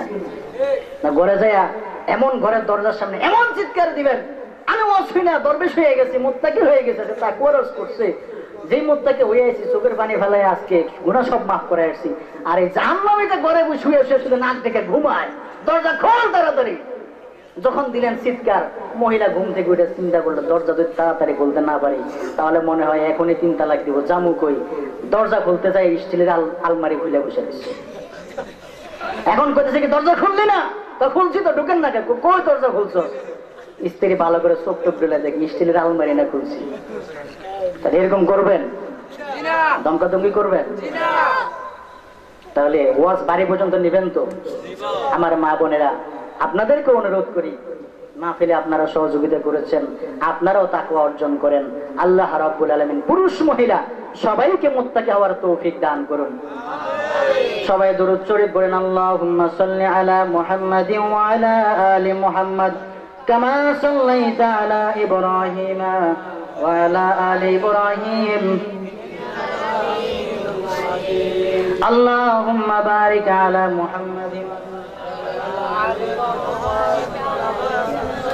على آله وصحبه وبارك وسلم. اللهم آمين. ربنا ظلمنا أنفسنا وإن لم تغفر لنا وترحمنا لنكونن من الخاسرين. ربنا آتنا في الدنيا حسنة وفي الآخرة حسنة وقنا عذاب النار. رب ارحمهما كما ربياني صغيرا. رب ارحمهما كما ربياني صغيرا. ربنا لا تزغ قلوبنا بعد إذ هديتنا وهب لنا من لدنك رحمة إنك أنت الوهاب. إنك أنت الوهاب. اللهم اغفر لنا ولوالدينا ولأساتذتنا ولشيخنا ولمشايخنا ولمن له حق علينا ولجميع المسلمين والمسلمات الأحياء منهم والأموات إنك سميع قريب مجيب الدعوات আয় আল্লাহ তাআলা এই গভীর রজনীতে আয় আল্লাহ তোমার অনেকগুলো বান্দাদেরকে নিয়ে তোমার দরবারে হাত উঠাইলাম আয় আল্লাহ তাআলা মেহেরবানি করিয়া আমাদের সবাইকে তুমি মাফ করে দাও আল্লাহ জীবনের সমস্ত গুনাহগুলি তুমি ক্ষমা করে দাও আয় আল্লাহ তাআলা আমাদের মধ্যে উলামায়ে কেরাম আছে মুফতিয়ানে কেরাম আছে হাফেজ সাহেবান আছে দ্বীনের তালিবুল ইলম আছে হাজী সাহেবান আছে আল্লাহ তাআলা কুচি কাছে মাসুম বেগুনারা আছে আল্লাহ তাআলা আমাদের মধ্য থেকে যার হাত কানা তোমার কাছে পছন্দনীয় হয় তার হাতের উসিলায় আমাদের সবার হাতকে তুমি কবুল ও মঞ্জুর করে নাও আয় রাব্বুল আলামিন জীবনে যত আমল করেছি ছোট আমল হোক বড় আমল হোক সমস্ত আমলগুলোকে তুমি কবুল ও মঞ্জুর করে নাও আয় আল্লাহ তাআলা মেহেরবানি করিয়া সমস্ত আমলের সওয়াব আমাদের প্রাণপ্রিয় নবীজি বিশ্ব নবীজির রওজা মুবারকে পৌঁছায় দাও বাবা আদম আলাইহিস সালাম থেকে নিয়ে আল্লাহ ঈসা আলাইহিস সালাম পর্যন্ত সমস্ত নবী রাসূল সমস্ত সাহাবায়ে কেরাম তাবেঈন তাবে তাবেঈন আইম্মা মুজতাহিদিন সমস্ত মুসলমান নরনারীর কবরে হাদিয়া এবং সওয়াব পৌঁছায় দাও আল্লাহ তাআলা বিশেষ করে আমরা যারা হাত তুললাম আল্লাহ জানি না কার প্রাণের মা দুনিয়ার বুকে নাই আল্লাহ জানি না কার জন্ম দাদা বাবা নাই আল্লাহ জানি না কার স্ত্রী নাই কার কোন আত্মীয় স্বজন কারো হয়তো ভাই নাই কারো হয়তো দাদা নাই দাদি নাই কারো হয়তো কলিজার টুকরা সন্তান দুনিয়া থেকে বিদায় হয়ে গেছে আল্লাহ যার যে আত্মীয় স্বজন দুনিয়া থেকে বিদায় হয়ে গেছে আল্লাহ মেহেরবানি করিয়া সবার কবরে শিখ আল্লাহ আমলের সওয়াবের হাদিয়া পৌঁছায় দাও আজকের এই মাহফিলে যে আমরা আসলাম আল্লাহ আমাদের আশাকে তুমি কবুল ও মঞ্জুর করে নাও আল্লাহ কত বছর মাহফিল হয়েছে আল্লাহ কত মানুষ এসেছে হয়তো বা তাদের মধ্যে অনেকেই এখন দুনিয়াতে নাই দুনিয়া থেকে বিদায় হয়ে গেছে এখন যদি সে থাকতো এই বছর মাহফিলে আসতো কিন্তু আসতে পারে নাই আল্লাহ তার কবরেও তুমি এই মাহফিলের সব পৌঁছে দিও আল্লাহ তাআলা জানি না আগামী বছর মাহফিলের আগ পর্যন্ত আবার কার ডাক চলে আসে কার জানি মরণের চিঠি চলে আসে আল্লাহ মরণের আগে তুমি আমাদেরকে ঈমানের সাথে মরণ দান করিও আল্লাহ আগামী বছর মাহফিল পর্যন্ত আমাদেরকে তুমি হায়াতে তৈয়বা দান করো আল্লাহ মাহফিলের জন্য যারা সহযোগিতা করলেন তাদেরকে তুমি কবুল ও মঞ্জুর করে নাও আল্লাহ মাহফিলের জন্য যত ভাই শ্রম দিল আল্লাহ মেহেরবানি করে সবার শ্রমকে আপনি কবুল ও মঞ্জুর করে নেন আল্লাহ তাআলা এই মসজিদ খানাকে আপনি কবুল ও মঞ্জুর করে নেন আল্লাহ মসজিদের সভাপতি সাহেব আল্লাহ মাহফিলের সভাপতি সাহেব এবং কমিটির অন্যান্য সদস্যবৃন্দদেরকে আপনি কবুল করে নেন আল্লাহ তাআলা এই মসজিদের ইমাম সাহেব আমার উস্তাদ আল্লাহ যাদের বেতের আঘাতে যাদের দোয়ার শাসনের বিনিময়ে যাদের মধুমাখা শাসনে আমরা আল্লাহ দ্বীনের কথা বলতে পারি যাদের আল্লাহ শাসনের বিনিময়ে আল্লাহ দ্বীনের আলেম হওয়ার তৌফিক হয়েছে কোরআন হাদিস শিখার তৌফিক হয়েছে দ্বীনের ইলম শিখার তৌফিক হয়েছে আল্লাহ সে সমস্ত আসহাবে কিরাম আল্লাহ সবাইকে তুমি হায়াতে তৈয়বা দান করে দাও আল্লাহ বিশেষ করে এই মসজিদের ইমাম সাহেব মাওলানা আবুল খাইর সাহেব আল্লাহ আমার উস্তাদ মুহতারাম মেহেরবানি করে তুমি তাকে হায়াতে তৈয়বা দিয়ে দাও আল্লাহ তার মা বাবা দুনিয়া থেকে বিদায় হয়ে গেছে তার মা বাবাকে তুমি কবরের মধ্যে শান্তি দাও আল্লাহ কবরে তুমি রহমত বর্ষণ করো আল্লাহ মেহেরবানি করিয়া জান্নাতের ফরশে ঘুমাইবার তৌফিক দাও আল্লাহ কবর থেকে তুমি আল্লাহ জান্নাতের টুকরা বানায়া দাও আল্লাহ তার সন্তানদেরকে তুমি হক্কানি আলেম হিসেবে কবুল করে নাও আল্লাহ এলাকার প্রত্যেকটা ভাইকে তুমি কবুল করে নাও আল্লাহ এলাকার প্রত্যেকটা পুরুষকে তুমি আল্লাহ কবুল করে নাও, আল্লাহ প্রত্যেকটা নারীকে তুমি কবুল করে নাও। আল্লাহ যত এলাকার যত মুর্দেগান, যত ভাই বোন দুনিয়া থেকে বিদায় হয়ে গেছে, তাদের কবরটাকে তুমি নূরে মুনাওয়ার করে দাও। আল্লাহ আজকের মাহফিলের ওসিলায় এই এলাকার সমস্ত কবরবাসীর কবরের আযাব মাফ করে দাও। আল্লাহ কিয়ামত পর্যন্ত তাদের কবরটাকে তুমি জান্নাতের টুকরা বানায় দাও। আল্লাহ মেহেরবানি করে আমাদের মা বোনদেরকে তুমি স্বামী ভক্ত বানায়া দাও। আল্লাহ স্বামীর খেদমত করার তৌফিক দেয়া দাও।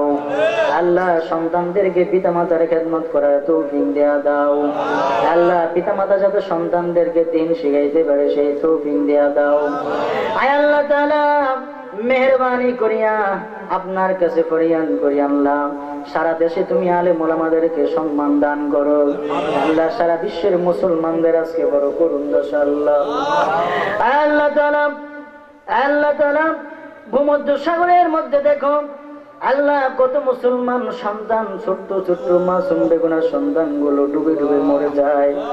আল্লাহ তোমার রহমতের দরিয়ায় কি জোশ উঠে না গো মাবুদ।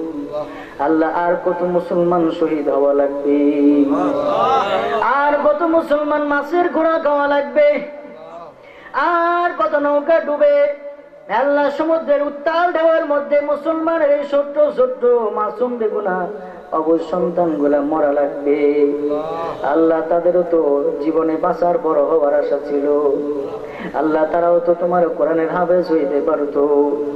আল্লাহ তারাও তো দিনের আলেম হইতে পারতো। আল্লাহ জালিমের জুলুমের কারণে, যুদ্ধের কারণে দেশ ছেড়ে পালাইতে যাইয়া জীবন শেষ হয়ে গেল।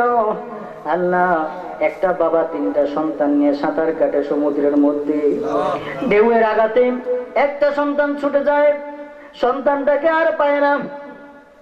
এবার 2টা সন্তান নিয়ে সাঁতার কাটতেছে, হঠাৎ করে আরেকটা সন্তান ঢেউয়ের কারণে ছুটে গেল। এবার একটা সন্তান নিয়ে সাঁতার কাটতেছে আর কাঁদতেছে, আল্লাহ আর তোমার দরবারে ফরিয়াদ করতেছে। আল্লাহ কিছু সময় পর ওই সন্তানটাও ঢেউয়ের আঘাতে পানির সাথে মিশে গেল, মাছের গোড়া হয়ে গেল। আল্লাহ বাবাটা জিন্দা সমুদ্রের তীরের মধ্যে উঠলো ঠিক, কিন্তু তার হাত থেকে ছোট্ট ছোট্ট তার 3টা সন্তান পানিতে মরে গেল। আল্লাহ পরের দিন বাবা 3টা সন্তানের লাশ কোলে নিয়ে বাড়ি যায়। আল্লাহ আর কতদিন তুমি মুসলমানদেরকে এই অবস্থায় রাখবে আল্লাহ? আল্লাহ তোমার কাছে ফরিয়াদ গো মাবুদ। আল্লাহ আমরা তোমার যতই গুনাহ করি না ফরমানি করি আল্লাহ, শেষ পর্যন্ত তোমার দরবারে তো আমরা আল্লাহ কুদরতি পায় সেজদা দেই আল্লাহ।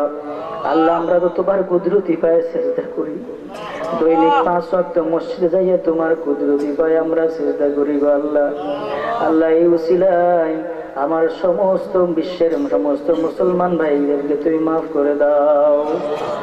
আল্লাহ ইসরায়েলের ইহুদিদের যন্ত্রণায় জুলুমের কারণে ফিলিস্তিনের মুসলমানদের ঘুম হারাম হয়ে গেছে। আল্লাহ মুসলমানদের বাড়ি ঘর সব ইহুদিরা দখল করে নিয়ে যাচ্ছে। আল্লাহ মুসলমানদের পক্ষে বলার কেউ নাই, আল্লাহ তুমি ছাড়া মুসলমানদের আর কেউ নাই।